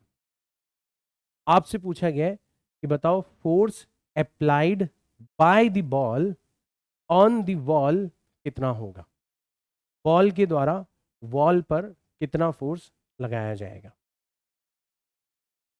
तो कैसे करेंगे इस सवाल को, हमें टाइम दे रखा है और हमें बॉल की इनिशियल और फाइनल कंडीशन दे रखी है। कुछ बैठा दिमाग में, इनिशियल, फाइनल, टाइम, ये तीनों चीजें किस में आती थी? एवरेज फोर्स वाले कॉन्सेप्ट में आती। ऐसे पकड़ो हथियार को, एक ही हथियार है तुम्हारा जहां पर कुछ कुछ इनिशियल था, कुछ कुछ फाइनल था, कुछ कुछ टाइम था, क्योंकि तीनों चीजें हमें यहाँ पर दे रखी है। तो हमें पता पड़ गया कि हमें सबसे पहले तो क्या करना है, हमें सबसे पहले तो इनिशियल मोमेंटम निकालना है। तो ये हो गया हमारा इनिशियल मोमेंटम। इनिशियल मोमेंटम कितना हो गया? तो मोमेंटम होता है मास, तो मास का मतलब हो जाएगा 200 ग्राम्स। ग्राम का मतलब हो गया 1 डिवाइडेड बाय 1000, किलोग्राम में कन्वर्ट कर लिया। ये तो हो गया मास। इनटू वेलोसिटी कितनी है? वेलोसिटी है 10 मीटर पर सेकेंड। अब नोटिस करो, ये आपका ना तो हॉरिजॉन्टल है ना ही वर्टिकल है। अगर आप इसको वेक्टर फॉर्म में लिखोगे तो आपको इसके दो कंपोनेंट लेने पड़ेंगे, एक हॉरिजॉन्टल कंपोनेंट होगा और एक वर्टिकल कंपोनेंट होगा। एक इसका हॉरिजॉन्टल कंपोनेंट होगा, ये वाला, ठीक है, और एक इसका वर्टिकल कंपोनेंट होगा। कैसे निकालते हैं कंपोनेंट? ये एंगल 37 है तो ये भी कितना हो जाएगा? 37 हो जाएगा। तो इधर वाला इधर वाला कंपोनेंट तो हो जाएगा, अगर मोमेंटम p है, अगर मोमेंटम p है तो ये तो हो जाएगा p cos 37 और ये हो जाएगा p sin 37। ऐसे दो कंपोनेंट हो जाएंगे। तो जो भी मोमेंटम आपने निकाला है, ठीक है, इसको दो कंपोनेंट में डिवाइड करना है। एक तो आएगा आपका cos 37 मल्टीप्लाइड बाय cos 37। तो ये तो हॉरिजॉन्टल डायरेक्शन में, एक्स डायरेक्शन में, तो इसके साथ हमने लगा दिया आई कैप, ठीक है। और साथ ही साथ में एक कंपोनेंट इसका कौन सा था? तो ये तो सब में कॉमन रहेगा ना, पी तो दोनों में कॉमन है, ठीक है। एक कंपोनेंट तो ये हो गया और एक कंपोनेंट आपका साइन कंपोनेंट हो गया, ठीक है। डाउनवर्ड डायरेक्शन में तो मैं इसको लिखूंगा माइनस साइन 37 डिग्री टाइम्स जी कैप। क्यों? क्योंकि माइनस जी डायरेक्शन में। तो ये मेरा इनिशियल मोमेंटम आया, अच्छे से सीखना, ठीक है। ऐसे ही मेरा जो फाइनल मोमेंटम है उसको भी मैं निकाल सकता हूं, उसके भी दो कंपोनेंट होंगे। अब की बार हॉरिजॉन्टल कंपोनेंट आपका पलट के चला जाएगा इधर की तरफ और वर्टिकल कंपोनेंट अभी भी रहेगा नीचे की तरफ। ये एंगल 37 है तो ये वाला एंगल भी 37 होगा, तो ये हो जाएगा आपका p cos 37 और ये हो जाएगा आपका p sin 37। p जो है वो सेम रहेगा क्योंकि सेम स्पीड है, सेम मास है। तो फटाफट से अपन इसको भी लिख सकते हैं, कितना हो जाएगा ये? तो ये हो जाएगा आपका 200 मल्टीप्लाइड बाय 1/1000, ये तो हमने ग्राम्स को किलोग्राम में कन्वर्ट कर दिया, इनटू स्पीड से मल्टीप्लाई कर दिया, इनटू यहाँ पर आ जाएगा cos 37 डिग्रीज आई कैप, ये भी नेगेटिव हो गया और ये तो ऑलरेडी नेगेटिव था ही, माइनस साइन 37 डिग्रीज टाइम्स जे कैप। ऐसे हमने इनिशियल और फाइनल मोमेंटम यहाँ पर निकाल लिया। और रही बात टाइम की, तो टाइम तो ऑलरेडी हमारे पास में है ही, कितना? 20 मिली सेकेंड। तो मिली सेकेंड का मतलब क्या होता है? 20 मल्टीप्लाइड बाय 10⁻⁻3, यानी कि 20 डिवाइडेड बाय 1000। इतने सेकंड्स का टाइम हमारे पास में है ही। तो सारी सामग्री तैयार है, सारी सामग्री तैयार है, हम आसानी से फोर्स निकाल सकते हैं। तो फोर्स जो होगा वो किसके बराबर हो जाएगा? ठीक है, initial momentum minus final momentum divided by time. अब आप बोलोगे सर आपने उल्टा कर दिया, फॉर्मूले में तो आपने फाइनल माइनस इनिशियल लिखवाया था, फाइनल माइनस इनिशियल लिखवाया था। देखो नोटिस करो, फॉर्मूले में हमने क्या करा था? फॉर्मूले में हमने फाइनल माइनस इनिशियल करा था। तो यहां पर हम पलट क्यों गए? हमने इनिशियल माइनस फाइनल क्यों लिखा? क्योंकि हम क्या कर रहे हैं, हम बॉल के द्वारा force applied by the ball on the wall निकाल रहे हैं, ठीक है। तो हमने जो मोमेंटम लिया है वो बॉल का लिया है। अगर बॉल पर फोर्स निकालना होता तब अपन पीएफ माइनस पीआई करते, हमें दीवार पर निकालना है तो जस्ट उल्टा हो जाएगा। जस्ट उल्टा हो जाएगा। अभी अपन देखेंगे Newton third law, equal and opposite forces लगाते हैं, तो जस्ट उल्टा हो जाएगा, इसलिए मैंने पी आई को आगे लिख दिया और पी एफ को तरीके से, ठीक है ना। तो ये थोड़ा ध्यान रखना, मैग्नीट्यूड वाइज निकालोगे तो कोई फर्क नहीं पड़ेगा, साइन को हटा देना, मान लो उल्टा भी कर दो तो, बट फिर भी ध्यान रखना है ना, एक एक चीज ध्यान होनी चाहिए। तो चलो हम इसमें से इसको माइनस करते हैं, हम इसमें से इसको माइनस करते हैं, तो ये तो कॉमन रहेगा ही रहेगा। चलो तो जो चीज कॉमन रहेगी उसको अपन लिख लेते हैं 200 मल्टीप्लाइड बाय 1/1000 मल्टीप्लाइड बाय 10, ये तो कॉमन रहेगी रहेगी। अब देखो जब इसमें से इसको माइनस करोगे तो माइनस माइनस प्लस हो जाएगा, तो ये दोनों तो ऐड हो जाएंगे, तो यहां पर आ जाएगा आपका twice of cos 37 degree multiplied by I cap. और ये देखो ये भी नेगेटिव है, इसको अगर आप माइनस करोगे तो माइनस माइनस प्लस हो जाएगा, तो नेगेटिव और पॉजिटिव इसमें से इसको सेम चीज है ना, इसमें से इसको माइनस करोगे तो ये कट जाएंगे, कट जाएंगे तो जीरो बचेगा, तो सिर्फ इतना बचेगा हमारे पास। और इसको हमने टाइम से डिवाइड कर देना है, तो टाइम हमारा कितना था, टाइम था 20 डिवाइडेड बाय 1000 सेकेंड्स। अब देखो सवाल कितना आसान हो गया, 1000 से 1000 कट गया सबसे पहले, तो 20 से ये 10 टाइम्स कट गया, तो 10 इंटू 10 100, 100 इंटू 2 करेंगे तो कितना आ जाएगा 200 आ जाएगा। कॉस 37 कितना होता है 4 डिवाइडेड बाय 5 होता है, सबको पता होना चाहिए 37 और 53 वाला ट्राइंगल। और ठीक है, तो 10 इंटू 10 100 इंटू 2 करेंगे तो 200, कॉस 37 हो गया 4/5 टाइम्स आई कैप, ठीक है, ये 5 से चला गया कितनी बार 40 टाइम्स, तो आपका आंसर आ जाएगा 160 न्यूटन। आई कैप लगाओ तो बहुत अच्छी बात है, वरना मैग्नीट्यूड वाइज देखो तो आप सीधा सीधा क्या लिख सकते हो 160 न्यूटन। अब ये जो सवाल है इसको समझाने में मैंने इतना टाइम लिया, कारण है इसका। एक तो ये सवाल आपको एवरेज फोर्स वाला जो हथियार है कि कैसे इनिशियल मोमेंटम निकालना होता है, कैसे फाइनल मोमेंटम निकालना होता है, कैसे दोनों का डिफरेंस निकाल के टाइम से डिवाइड करना होता है, ये बहुत अच्छे से सिखा रहा है, बहुत अच्छे से सिखा रहा है आपको ये, ठीक है ना। दूसरी चीज, ये बहुत कॉमन बहुत टिपिकल प्रॉब्लम है जो कि अक्सर नीट और जेई के अंदर इसका वेरिएशन आ जाता है। अब क्योंकि ये इतना इंपॉर्टेंट है तो ऑब्वियसली इसका लेंदी जो मेथड है जो कि आपने देखा, कॉन्सेप्चुअल मेथड जो है, उसको बार बार बार बार बार बार बार बार अप्लाई करके हमने एक शॉर्टकट मेथड भी बना रखा है, एक शॉर्टकट मेथड भी बना रखा है।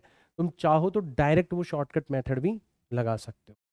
उसमें क्या करते हैं हम लोग, उसमें हम ये करते हैं कि अगर हमें फोर्स निकालना हो, मैग्नीट्यूड की बात कर रहे हैं अपन, ठीक है, तो अपन क्या करते हैं twice of component of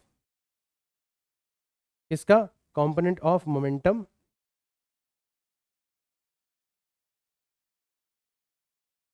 along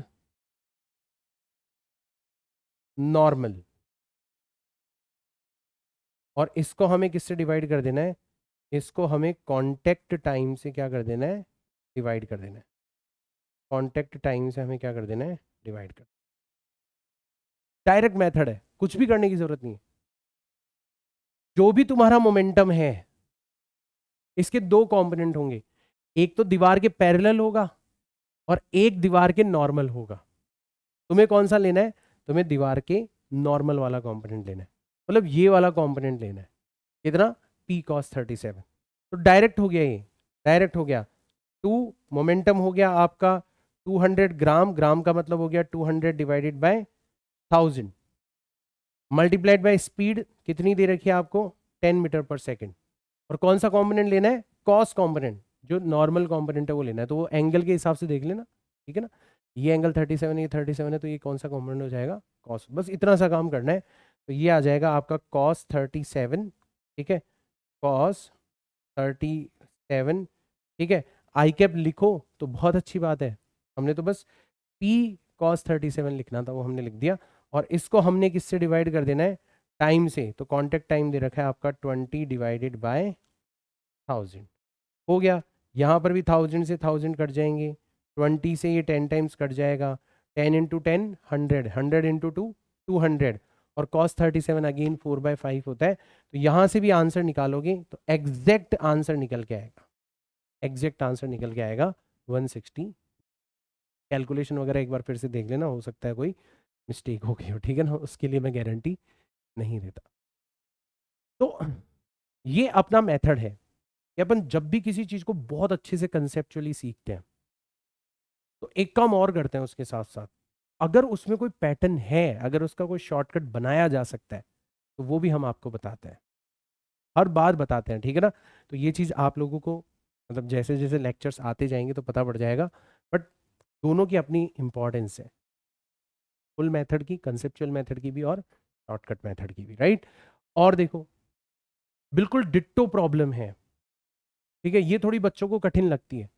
liquid jet problem बोलते हैं अपन इसको, liquid jet problem. Same problem है, सेम प्रॉब्लम है, ठीक है। दो वर्जन आते हैं इसके, दोनों बता देता हूं मैं आपको, दो वर्जन आते हैं, दोनों बता देता हूं, ठीक है। ये आपकी दीवार है, ये आपकी दीवार है। अब क्या हुआ, यहां पर आप लिक्विड जेट, लिक्विड जेट कैसा होगा, ये आपका एक पाइप है, ठीक है, और इस पाइप में से पानी की जो धारा है वो आप यहां पर फेंक रहे हो, ऐसे पानी जो है वो यहां से निकल के इस दीवार के ऊपर टकरा रहा है,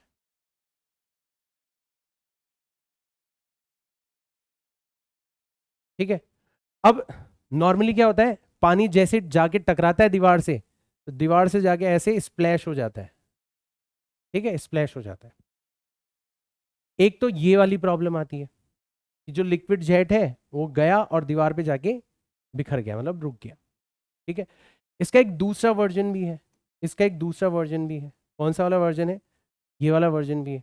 ये आपकी दीवार है, ठीक है, ये आपकी दीवार हो गई, और अब की बार जो आपका लिक्विड जेट है वो इस तरीके से, ये हो गया आपका पाइप, ठीक है, और इसमें से पानी की जो धारा निकल रही है वो कुछ इस तरीके से निकल रही है,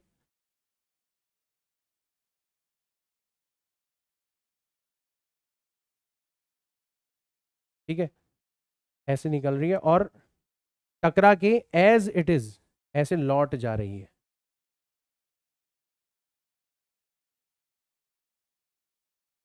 ऐसे टकरा के लौट जा रही, जितनी स्पीड से आई उतनी स्पीड से टकरा के लौट जा रही।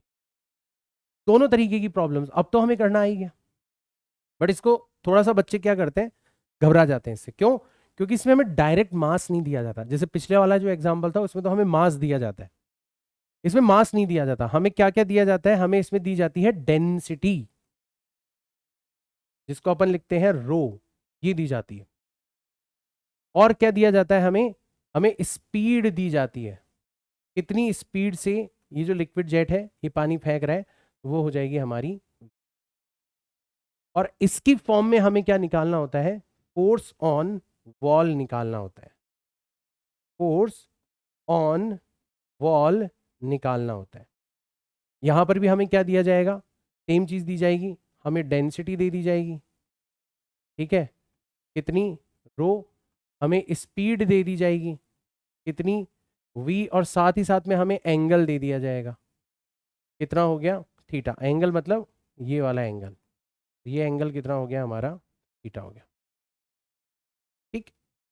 तो यहां पर भी हमें क्या निकालना है, यहां पर भी हमें फोर्स ऑन ऑन वॉल निकालना है। तो पहले तो देखो ये वाली प्रॉब्लम जो है ये तो एग्जैक्ट पिछली वाली प्रॉब्लम से मैच कर रही है, भाई वहां पे बॉल आके टकरा रही थी थीटा एंगल पर और वापस से उसी वेलोसिटी से लौट जाती थी, जितनी वेलोसिटी से पानी आके टकरा रहा है उतनी वेलोसिटी से लौट रहा है, बिल्कुल वो की वही प्रॉब्लम हो गई। यहां तो हमारा शॉर्टकट मेथड काम कर जाएगा, क्या करेंगे हम, twice of component of momentum, component of momentum, तो मोमेंटम का मतलब होता है मास मल्टीप्लाइड बाय वेलोसिटी, ठीक है। और यहां पर भी जो कंपोनेंट होगा, ठीक है, तो दो कंपोनेंट होंगे, आपका मोमेंटम इस डायरेक्शन में है, एक कंपोनेंट होगा इस डायरेक्शन में और एक कंपोनेंट होगा इस डायरेक्शन में, इससे तो हमें कोई लेना देना है नहीं, ये थीटा है तो ये वाला एंगल भी थीटा हो जाएगा, तो पक्का कौन सा कंपोनेंट लेना है, हमें कॉस कंपोनेंट लेना है। तो यहां पर कौन सा कंपोनेंट आ गया हमारा, कॉस कंपोनेंट आ गया, कॉस थीटा आ गया। और इसको हमें किससे डिवाइड करना है, टाइम से। मान लो कांटेक्ट टाइम जो है वो कितना है आपका, डेल्टा टी है। तो ये तो सेम चीज हो गई, बट डिफरेंस क्या है, डिफरेंस ये है कि अब की बार हमें मास नहीं दिया हुआ, क्या दिया हुआ है, डेंसिटी। तो मास को डेंसिटी की फॉर्म में अगर अपन लिखें, मास को डेल्टा एम को डेंसिटी की फॉर्म में अगर अपन लिखें तो अपन कैसे लिखेंगे, rho multiplied by volume, multiplied by volume. और वॉल्यूम का मतलब क्या होता है, rho area of cross section, area of cross section multiplied by length, ये होता है वॉल्यूम का मतलब। जैसे कोई भी छोटा सा हिस्सा उठा लो, इसका ये वाला हिस्सा ही उठा लो आप, ये वाला हिस्सा ही उठा लो, ये वाला हिस्सा, ठीक है। तो इसका एरिया ऑफ क्रॉस सेक्शन तो कितना है, एरिया ऑफ क्रॉस सेक्शन तो है ए, ठीक है। और इसकी लेंथ कितनी है यहां से लेके यहां तक, डेल्टा एक्स है, ये है इसकी लेंथ। तो हम कैसे लिख सकते हैं यहां पर, हम यहां पर मास को कुछ इस तरीके से लिख सकते हैं कि delta m is nothing but rho multiplied by area of cross section a multiplied by length कितनी हो गई आपकी, डेल्टा एक्स हो गई। बस इतना सा डिफरेंस है, बाकी सब कुछ सेम है। तो ये हो जाएगा आपका twice of rho into A into delta x. Velocity यहां पर लिखी गई है v multiplied by cos theta पहले से चल रहा है, और डिवाइडेड बाय डेल्टा टी पहले से चल रहा है। और ये जो delta x divided by delta T है, ये खुद किसके इक्वल है, v के इक्वल है। तो फॉर्मूला जो है वो और अच्छा हो जाएगा, twice of rho into A into v square cos theta, ये हो जाएगा हमारा आंसर। तो बच्चे क्या करते हैं, इसको देख के घबरा जाते हैं कि यार ये तो पता नहीं अजीब सा आंसर आ रहा है, जबकि आपने नोटिस किया ये सेम क्वेश्चन है, कुछ भी नया नहीं है इस क्वेश्चन के अंदर। हाँ, इस क्वेश्चन में जरूर नया है, क्योंकि यहां पर रिबाउंड हो रहा है, यहां पर रिबाउंड हो रहा है, ठीक है ना। यहां पर क्या है, नो रिबाउंड, नो रिबाउंड। इसका मतलब आपका जो मोमेंटम है वो पलट नहीं रहा, जीरो हो जा रहा है। तो इसके अंदर क्या करना होता है, एक तो हमें ड्रॉप कर देना होता है किसको, टू को। जो हमने शॉर्टकट मेथड बनाया था ना, उसमें जो टू था उसको ड्रॉप कर दो। टू आता ही इसीलिए था क्योंकि मोमेंटम पलट जाता था, ठीक। तो फोर्स ऑन वॉल कितना हो जाएगा, अब की बार हमने टू को ड्रॉप कर दिया। सिर्फ क्या लेना है हमें, हमें component of momentum along the normal of wall. तो आप बोलोगे सर सारा का सारा मोमेंटम ही इस डायरेक्शन में है, नॉर्मल डायरेक्शन में। तो दूसरी चीज जो है वो यहाँ पर थीटा की वैल्यू कितनी ले लेनी है, 0 डिग्री। सेम फॉर्मूला लग जाएगा, ड्रॉप टू, टू को ड्रॉप कर दो और थीटा की जगह क्या ले लो, 0 रख दो। तो ये हो गया आपका रो इंटू ए into v square cos 0 degree. Cos 0 degree की वैल्यू कितनी होती है, 1, रो इंटू ए इंटू वी स्क्वायर, ये हो जाएगा हमारा। ऐसे चीज़ों को पकड़ना सीखो, ऐसी चीज़ों को आसान बनाना सीखो, फिर मुझे बताना कि फिजिक्स तुम्हें टफ लगती है या फिर अब भी आसान लग रही है। पकड़ना सीखो फ्लो। देखो मैं हमेशा बोलता हूँ, लोग बोलते हैं कि सर बाकी चैनल्स पे हो रहा है, फास्ट ट्रैक भी चल रहा है, वन शॉट्स भी चल रहे हैं, बट उसमें होता क्या है कि बहुत जल्दी जल्दी या फिर लंबे लंबे लेक्चर्स, 8-8 10-10 घंटे के लेक्चर्स चलते हैं। कोई डिफरेंस ही नहीं रहा ना, पढ़ाने का तरीका तो नहीं बदला। पहले जब 1-1 1.5 1.5 घंटे के लेक्चर्स आप ले रहे थे, जिस तरीके से आप वहां पर पढ़ा रहे थे, यहाँ पे एक साथ आपने 8-10 घंटे का लेक्चर लेके पढ़ा दिया, तरीका नहीं बदला ना। तो मेरे से बच्चे बहुत बार पूछते हैं कि सर आप कैसे स्क्वीज कर लेते हो कंटेंट को, और आपसे पढ़ के सच में ऐसा लगता है यार कुछ छूटा भी नहीं और टाइम भी नहीं लगा। तो यहाँ पे फर्क पड़ता है फ्लो का, चीजों को किस फ्लो में पढ़ाना है, किस रिदम में पढ़ाना है, अगर उसको पकड़ लिया आपने। और ये मैं आपके लिए बोल रहा हूँ कि आप पढ़ते टाइम भी ऐसे फ्लो बनाया करो। मैं बहुत रिसर्च करता हूँ अभी भी कमेंट के ऊपर, और अभी तो मैं पिछले कुछ महीनों से बीमार था, तो मैंने बहुत ज़्यादा यही काम किया है, बहुत ज़्यादा यही काम किया है। अपने जेई एडवांस का जो कंटेंट है, जो कि आज तक मैंने कभी इस चैनल के ऊपर नहीं डाला, मैंने उस जेई एडवांस के कंटेंट के ऊपर रिसर्च करी है कि क्या उसको भी, तो आज़ाद स्टाइल है उसमें कन्वर्ट किया जा सकता है, ठीक है। बट वही है, स्वास्थ्य अगर ठीक रहेगा तो लक्ष्य अगला यही है कि पूरा का पूरा जो कंटेंट है, मिरेकल सीरीज आपको मिली, मिरेकल फास्ट ट्रैक सीरीज मैं कोशिश करूंगा, मैंने कमिटमेंट किया है तो नीट के एग्जाम से पहले पूरी करूं। लेकिन अब जो बड़ा प्रोजेक्ट है वो ये है कि मेरी स्टाइल के अंदर पूरा का पूरा सिलेबस मैं इस यूट्यूब चैनल के ऊपर, भले ही नीट वाला बच्चा हो, भले ही जेई वाला बच्चा हो, हर बच्चे के लिए, नीट वालों के लिए, जेई वालों के लिए, हर तरीके के बच्चे के लिए मेरी स्टाइल में जो फिजिक्स को मैं देखता हूँ, जो बच्चों तक पहुँचाने की कोशिश कर सकता हूँ, वो मैं करूँगा पूरे साल भर। मतलब अगला जो बैच आ रहा है उसके लिए बहुत फ़ायदेमंद होगा, होगा यूट्यूब चैनल के ऊपर ही, ठीक है। कोई ऐसा कोर्स वोर्स या ऐप वगैरह कुछ भी नहीं हो रहा, ठीक है। इसी के ऊपर करेंगे जो भी कुछ करेंगे। बस दुआ ये कर सकते हो आप कि स्वास्थ्य ठीक रहे। बहुत बीच बीच में बहुत ब्रेक लग जाता है सिर्फ और सिर्फ इसकी वजह से। अब वो हेल्थ तो खराब होके ठीक हो जाती है 3 4 5 दिन के अंदर, बट मोटिवेशन बहुत लंबे समय तक खराब हो जाता है। तो आप में से बहुत सारे लोगों को लग रहा होगा कि सर क्या आप इतने लंबे बीमार पड़ गए थे? नहीं, बट वो जो झटका लगता है ना उसकी वजह से पूरी मोटिवेशन और एनर्जी का जो लेवल है वो डाउन हो जाता है। उसको दोबारा से लाने में बहुत अंदर से जोर लगाना पड़ता है। फनी इंसिडेंट बताता हूँ कि कई बार बहुत छोटी छोटी चीज़ें मोटिवेशन ला देती है। जैसे कई बार बस किसी बच्चे का मैसेज आ जाता है, सर आप कहाँ हो, कैसे हो, ठीक है ना, आपके कंटेंट को बहुत मिस कर रहे हैं। बस यही चीज़ है, वो चिंगारी थी उसमें आग लगाने के लिए। और आज एग्जैक्टली ये वीडियो अगर मैं बना रहा हूँ तो वो इसी तरीके से बना रहा हूँ। मैं खूब दिनों से सोच रहा था बनाने की, खूब दिनों से चिंगारी थी पर आग लगी नहीं पा रही थी। आज बस किसी बच्चे के द्वारा आग लगाई गई है और आप लोगों के सामने कोशिश कर रहा हूँ कि हाँ, एक अच्छा, एक बेहतरीन लेक्चर जो है वो मैं उपलब्ध करवा सकूँ और इसी तरीके के लेक्चर्स की फॉर्म में आपको पूरा का पूरा सिलेबस प्रोवाइड करवा सकूँ, ठीक है ना। तो ये हो गया हमारा second law of motion, liquid jet problem. बच्चे घबराते हैं, अब घबराने की कोई आवश्यकता नहीं है। और आगे बढ़े यहाँ से वेरिएबल मास सिस्टम के बारे में बात करते हैं। ये क्या बला है वेरिएबल मास सिस्टम? मास भी वेरिएबल हो सकता है। तुम बॉल को फेंकते हो, तुम ब्लॉक के धक्का लगाते हो, तो नॉर्मली मास वेरिएबल नहीं होता, ठीक है। बट बहुत सारे एग्जाम्पल्स हैं जिसमें मास वेरिएबल हो सकता है। जैसे रॉकेट का एग्जाम्पल लो। रॉकेट के अंदर जो गैसेस हैं वो जलती हैं, बर्न होती है और लगातार इजेक्ट होती रहती है। तुम एयरपोर्ट पर चलने वाली कन्वेयर बेल्ट का एग्जाम्पल लो। उस पे बैग्स जो है वो लगातार गिरते चले जाते हैं और दूसरी तरफ से बैग्स लगातार उठाते चले जाते हैं लोग।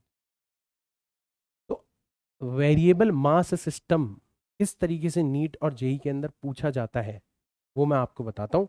इसकी शुरुआत होती है सेकंड लॉ ऑफ मोशन से। तो ये तो हमने देखा ही था कि जो हमारा सेकंड लॉ ऑफ मोशन था, यहां तक तो इसने हमें पहुंचा दिया था कि जो फोर्स है वो किसके इक्वल होता है? वो होता है change in momentum with respect to time.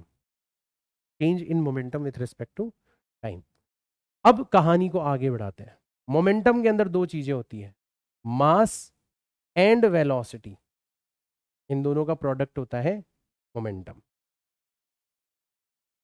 अगर मास कांस्टेंट है, अगर मास कांस्टेंट है, जो कि 99% केसेस के अंदर होगा, until unless it is not specified, ठीक है, तो फोर्स किसके बराबर हो जाएगा? मास कांस्टेंट है, बाहर आ गया, अंदर सिर्फ ट्रैप्ड रह गया v डिवाइडेड बाय dt, और dv डिवाइडेड बाय dt खुद किसके बराबर होता है?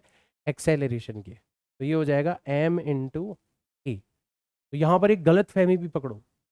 बहुत सारे लोगों को लगता है कि F is equal to m a, second law of motion है। नहीं, it is special case of second law of motion.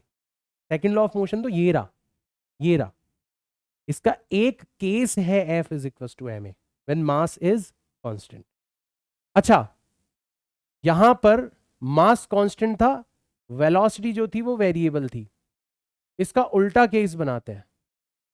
अगर वेलोसिटी कांस्टेंट हो और मास क्या हो जाए?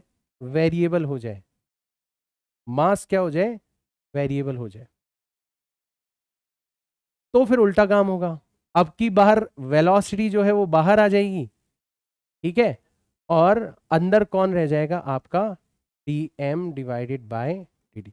ये जो चीज है ये क्या कहलाती है, ये कहलाती है rate of change in, rate of change in mass, ये कहलाती है। तो जब भी मास वेरिएबल होगा तो हमें फोर्स का ये वाला फॉर्मूला लगाना पड़ेगा। आई होप आप में से बहुत सारे लोगों को ऑलरेडी पता हो, नहीं पता हो तो ये बहुत इंपॉर्टेंट है, क्योंकि इसके ऊपर अब सवाल बनने लगे हैं।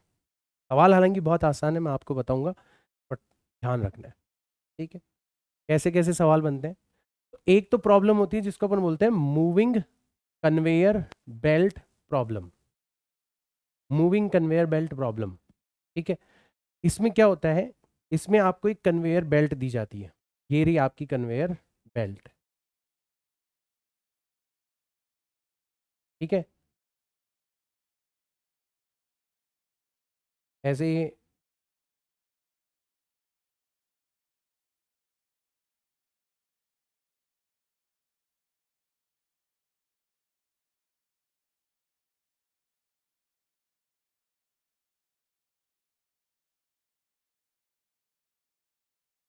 ठीक है,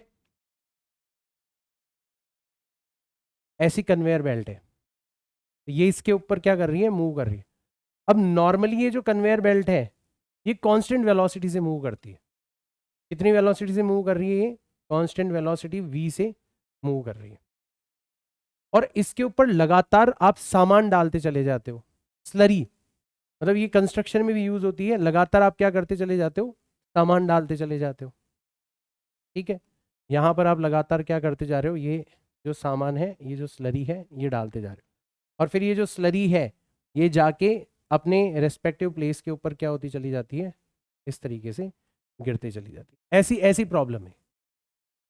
तो यहां पर आपको दी जाएगी क्या, ये वाली रेट दी जाएगी, rate of, rate of change in mass, कितनी रेट से आप इसके ऊपर मास डाल रहे हो, ये आपको दे दी जाएगी dm divided by dt। For an example, for an example आपको कह दिया गया है कि भाई साहब हर सेकंड में 2 किलोग्राम स्लरी जो है वो यहां पर डाली जा रही है, 2 किलोग्राम सीमेंट का मसाला जो है यहां पर डाला जा रहा है, इंस्ट्रक्शन वगैरह का एग्जाम्पल ले। और ये जो बेल्ट है ये 5 मीटर पर सेकंड की कांस्टेंट स्पीड से क्या कर रही है, मूव कर रही है। तो बताओ रिक्वायर्ड फोर्स कितना होगा, बताओ रिक्वायर्ड फोर्स कितना होगा, कितना फोर्स हमें यहां पर रिक्वायर्ड होगा। तो आपको तुरंत पकड़ में आ जाएगा, यार यहां तो मास चेंज हो रहा है, तभी तो हमें रेट ऑफ चेंज इन मास दे रखी है,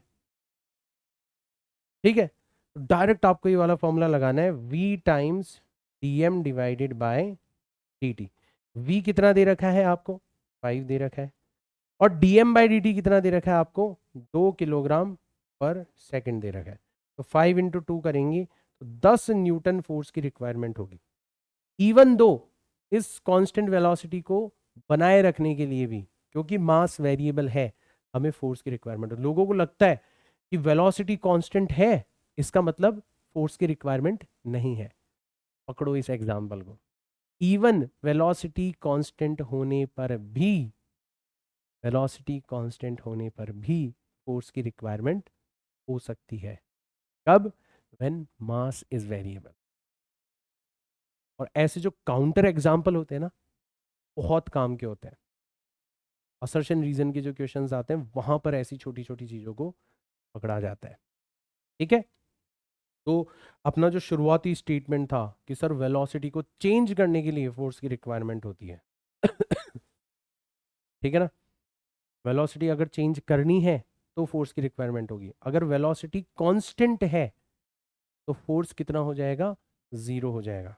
करा था ना हमने, यहां पर वो चेंज होता हुआ नजर आ रहा है, क्योंकि अपने पास में ब्रॉडर डेफिनेशन आ चुकी है फोर्स। ऐसे एग्जाम्पल्स में वेलोसिटी कांस्टेंट होने पर भी मास के वेरिएबल होने की वजह से हमें फोर्स की रिक्वायरमेंट पकड़ो इस चीज को। इसका एक और जो कॉमन एग्जाम्पल है वो है हमारा रॉकेट वाला एग्जाम्पल।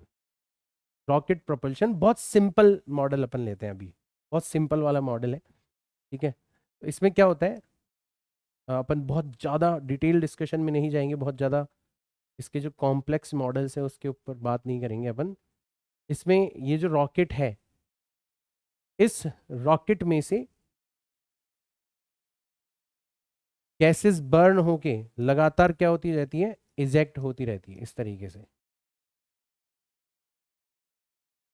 ठीक है। तो हमें दो तीन चीजें दे दी जाती है। एक तो हमें दे दी जाती है ये रेट ऑफ गैस बर्न या गैस इजेक्शन दे दिया जाता है, ठीक है। ये जनरली किसके अंदर होती है, इन किलोग्राम पर सेकंड के अंदर होती है। मतलब एक तरीके से हमें क्या दे दिया गया है, हमें dm/dt दे दिया गया है, हमें dm/dt दे दिया गया है। यही है dm/dt, किलोग्राम पर सेकंड, यूनिट से पता लगा लो, ठीक। दूसरी चीज हमें क्या दे दी जाती है, हमें दे दी जाती है कि ये जो रॉकेट है ये कितनी स्पीड से जा रहा है, या जो गैसेस हैं वो रॉकेट के रिलेटिवली कितनी स्पीड से बाहर निकल रही है, ठीक है। तो हमें यहाँ पर स्पीड भी दे दी जाएगी, हमें यहाँ पर स्पीड भी दे दी जाएगी, कितनी, स्पीड ऑफ गैस इजेक्शन, ये भी हमें दे दी जाएगी, ठीक। और हो सकता है इसका मास हमें दे दिया जाए, मास ऑफ रॉकेट हमें दे दिया जाए, ये भी हमें दिया जा सकता है। ये हो गया हमारा। अब देखो इसके ऊपर कौन कौन से फोर्सेस लग रहे हैं। इसके ऊपर एक तो फोर्स लग रहा है mg। अभी मैं बताऊंगा कि जब भी आप ग्रेविटी के अंदर रहते हो तो हमेशा डाउनवर्ड डायरेक्शन में एक फोर्स लगता है, दैट इज कॉल्ड वेट। तो ये वेट तो लगेगा डाउनवर्ड डायरेक्शन में, वेट तो लगेगा डाउनवर्ड डायरेक्शन में। तो फिर सर रॉकेट को ऊपर कौन सा फोर्स लेके जा रहा है, ये जो अपलिफ्टिंग फोर्स है, ये जो अपलिफ्टिंग फोर्स है ये कहां से आ रहा है, ये आ रहा है गैसेस के बर्न होने से, वेरिएबल मास की वजह से। इसकी वैल्यू हो जाएगी आपकी v multiplied bye dm divided by dt। तो जो नॉर्मल कंडीशन है, मतलब जिसमें रॉकेट जो है वो कांस्टेंट स्पीड से मूव कर रहा है, ठीक है, उस कंडीशन में, इसलिए मैंने बोला सिंपल मॉडल। तो इन इक्विलिब्रियम, अगर आप इस डायग्राम का केस लेते हो और इक्विलिब्रियम की कंडीशन की बात करते हो तो आप देखोगे जो अपवर्ड फोर्स है वही किसको बैलेंस कर रहा है, mg को बैलेंस कर रहा है।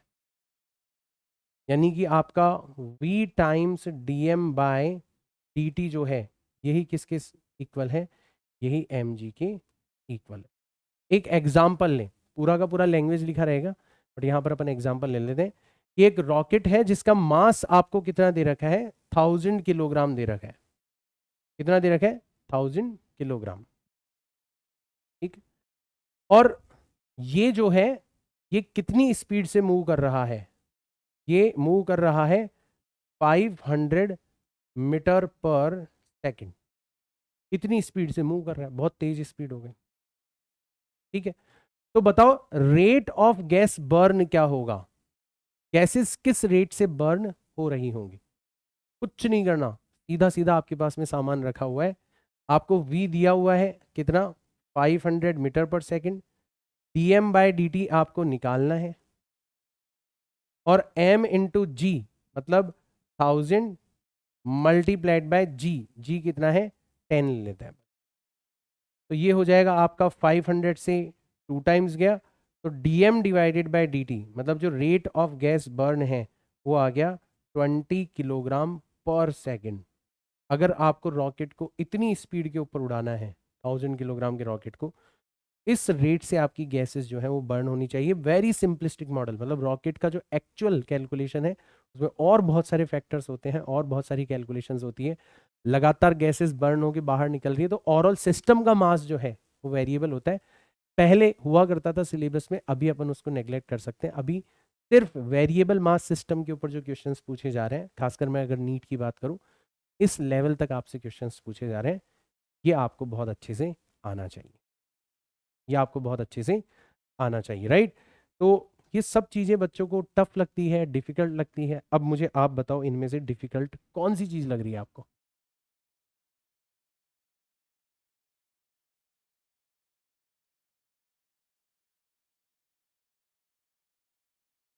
कि सर ये चीज़ मेरे को डिफिकल्ट लग रही है।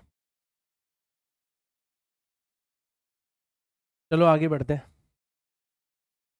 अब अपन बात करते हैं जनरल फोर्सेस के बारे में। जनरल फोर्सेस के बारे में, तो मैकेनिक्स के अंदर वैसे तो अपन जैसे जैसे आगे बढ़ते चले जाएंगे तो और भी फोर्सेस इंट्रोड्यूस होंगे, ठीक है। बट मैकेनिक्स, अभी जो अपन सवाल वगैरह देखेंगे इस लेवल पर, कौन कौन से फोर्सेस हमें खुद से रिकॉग्नाइज करने हैं कि हाँ भाई ये वाला फोर्स लग रहा है, ठीक है।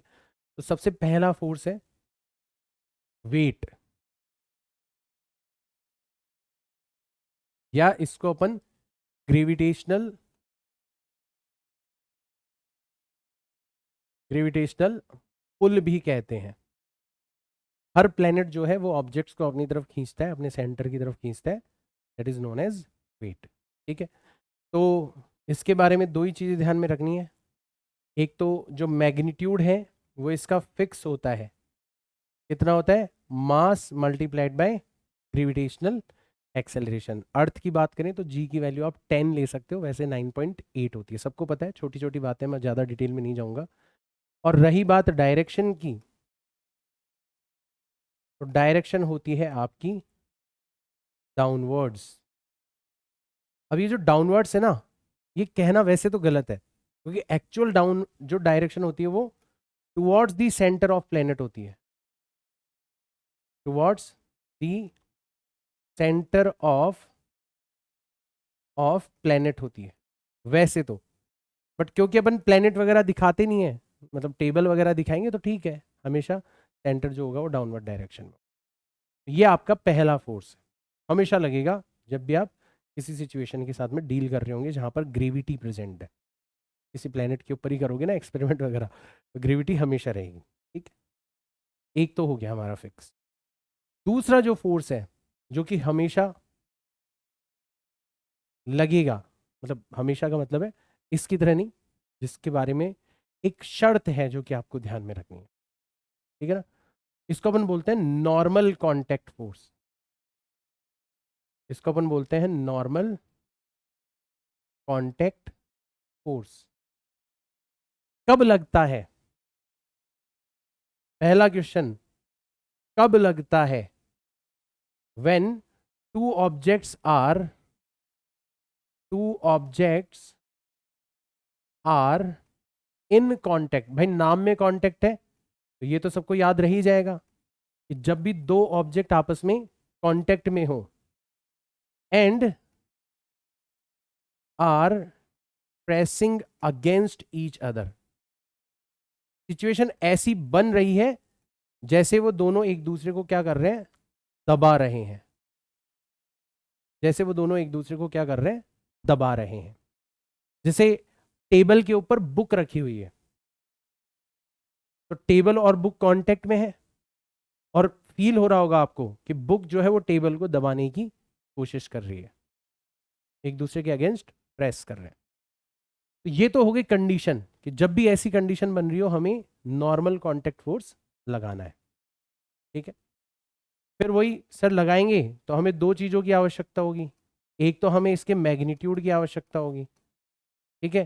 तो मैग्नीट्यूड जो है वो फिक्स नहीं होता, जैसे इसका फॉर्मूला फिक्स है ना, वैसे फिक्स नहीं होता, it depends on the situation, it depends on the given situation.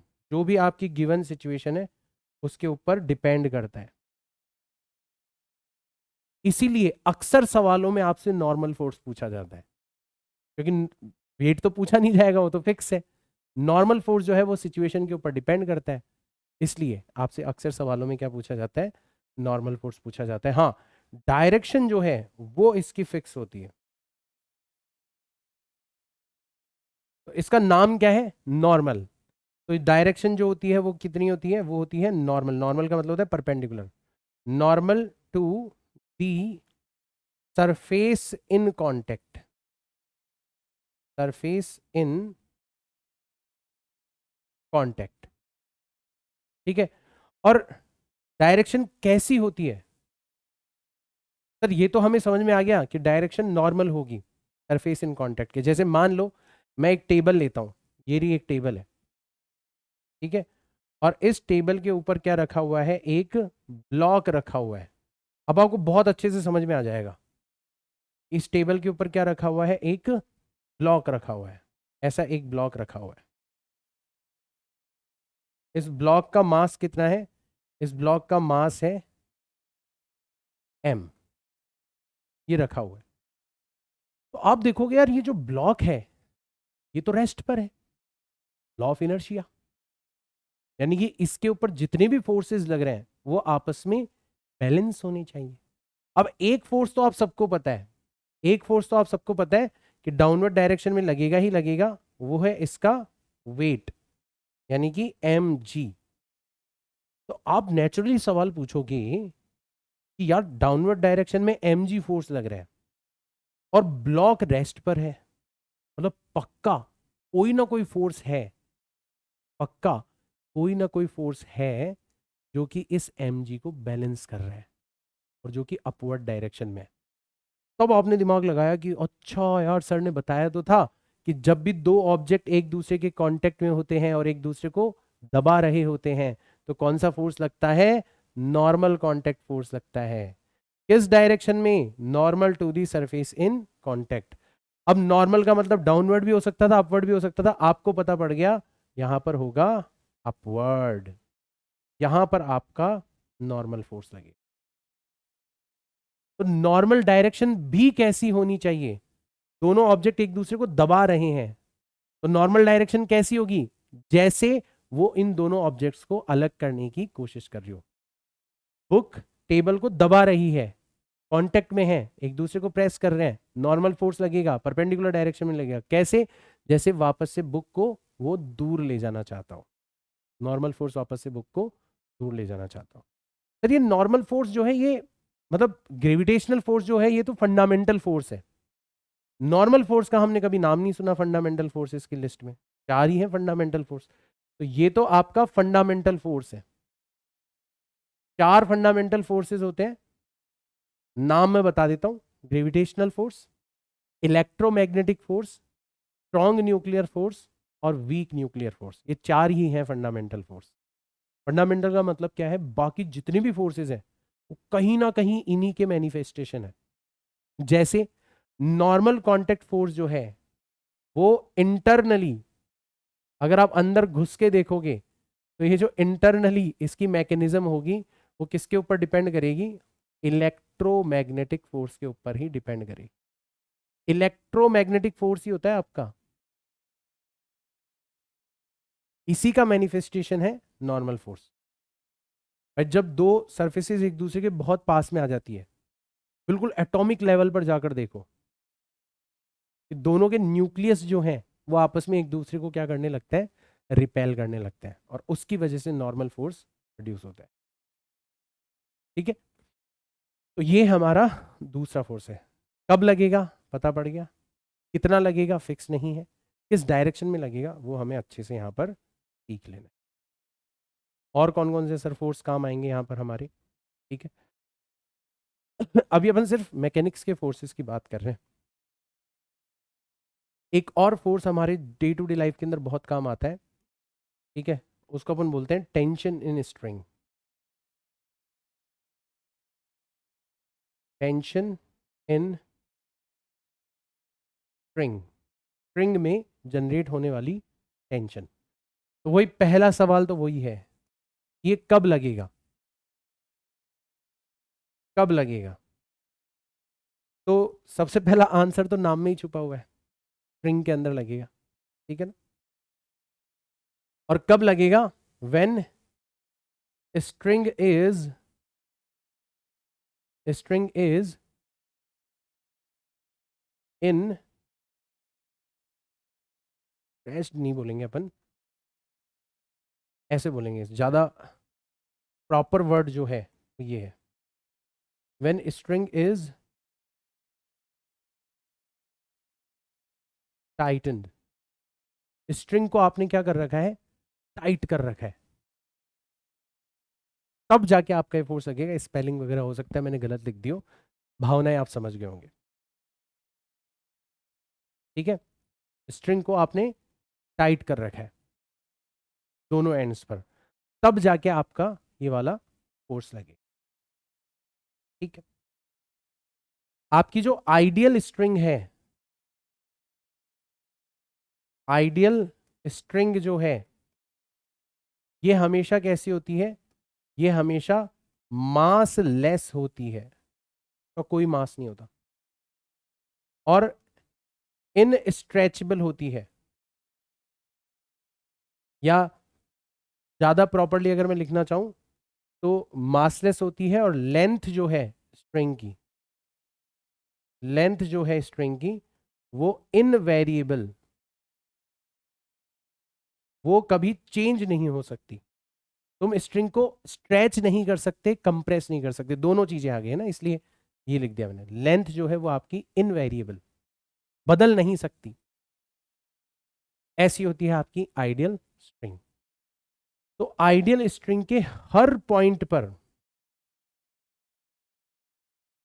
At each point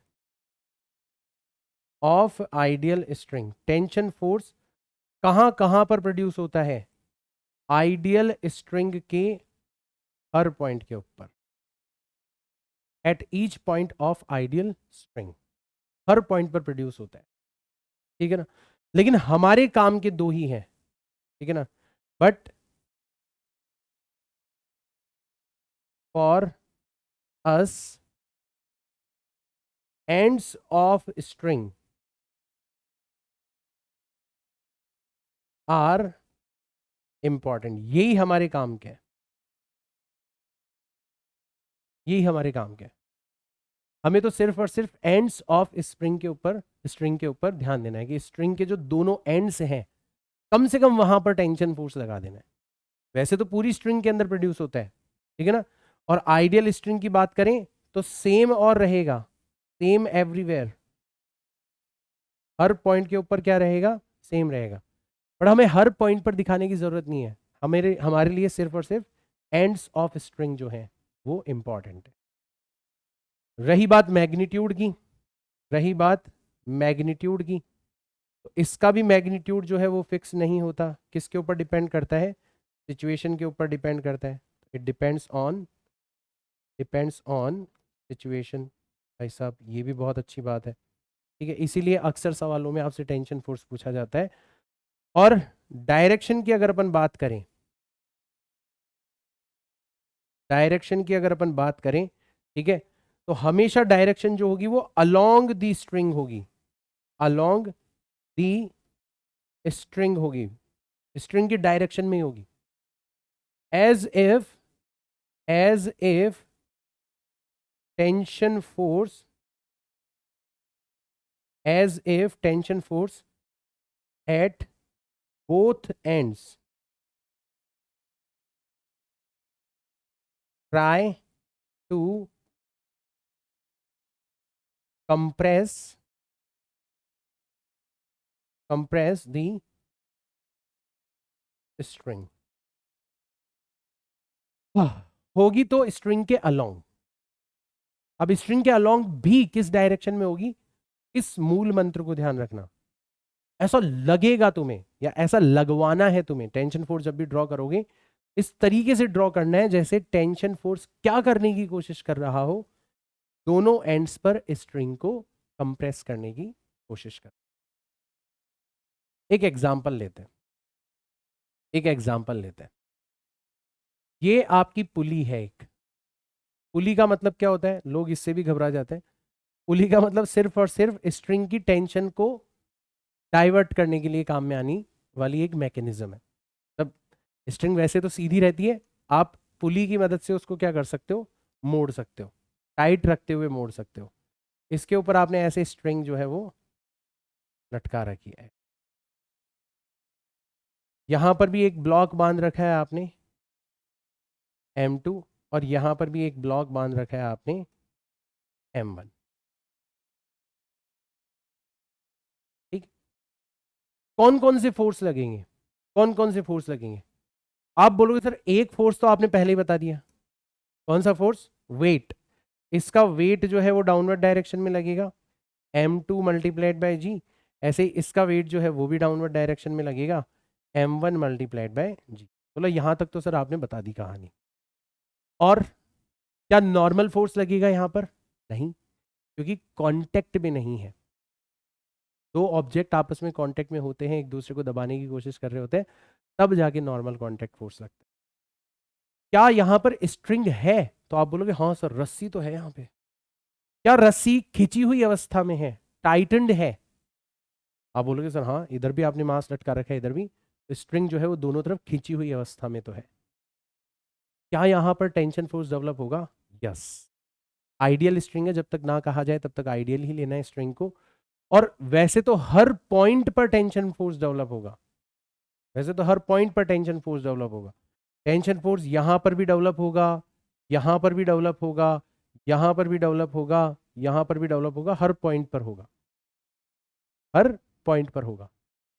और कैसे होगा tension force? As if tension force at both the ends try to compress the string.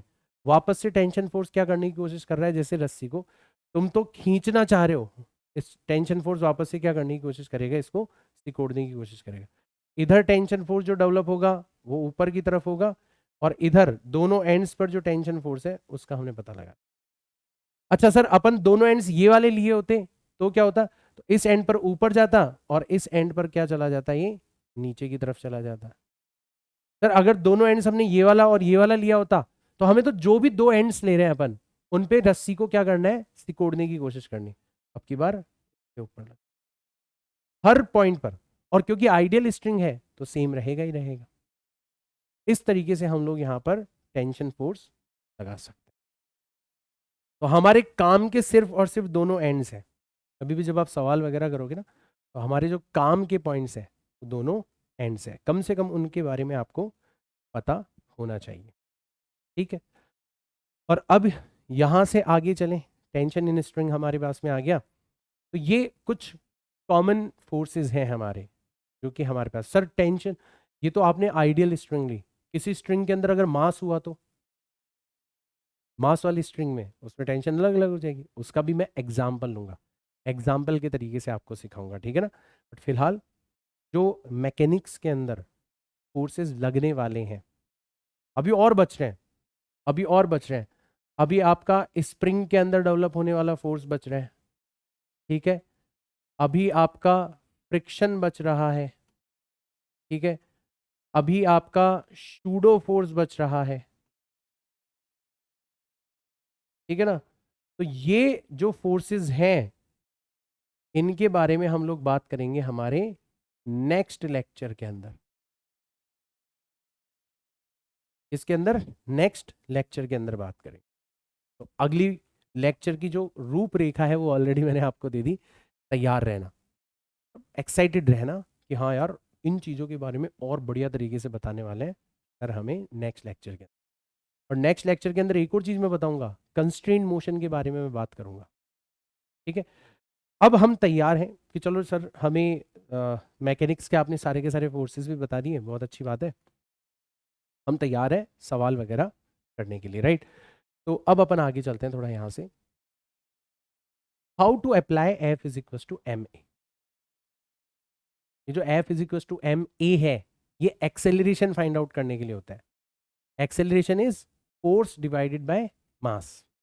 F is equal to m is ही निकाल, but कैसे, उसके steps हमें पता करना है। तो एग्जाम्पल के थ्रू मैं आपको बताऊंगा। जैसे एक एग्जाम्पल आपको दे रखा है, फाइंड एक्सेलरेशन। तो एक्सेलरेशन फाइंड आउट करना है, समझ जाना, f is equal to m a लगाना है। ऑफ द ब्लॉक्स, दोनों ब्लॉक्स का फाइंड आउट करना है। When released all surfaces are smooth, यानी कि अभी कोई फ्रिक्शन हमें नहीं लेना। तो सबसे पहला जो स्टेप होता है, जो स्टेप नंबर 1 होता है, वो होता है draw F B D. F B D का मतलब होता है फ्री बॉडी डायग्राम। अब इससे घबराने की जरूरत नहीं है, इससे घबराने की जरूरत नहीं है, ये कोई बहुत तोड़ू चीज नहीं है। फ्री बॉडी डायग्राम का मतलब है आपको किसी भी बॉडी को पकड़कर उसके ऊपर लगने वाले सारे फोर्सेस ड्रॉ करने हैं। ठीक, किसी भी बॉडी को पकड़ के उसके ऊपर लगने वाले सारे फोर्सेस आपको ड्रॉ करने हैं। फिर स्टेप 2 जो है वो भी चेक कर लेना। If acceleration of all bodies are same, सभी बॉडीज की जो एक्सेलरेशन है वो सेम रहे। ठीक है, इज कर लेते हैं इसको, ग्रामेटिकली शायद करेक्ट हो जाएगा स्टेटमेंट।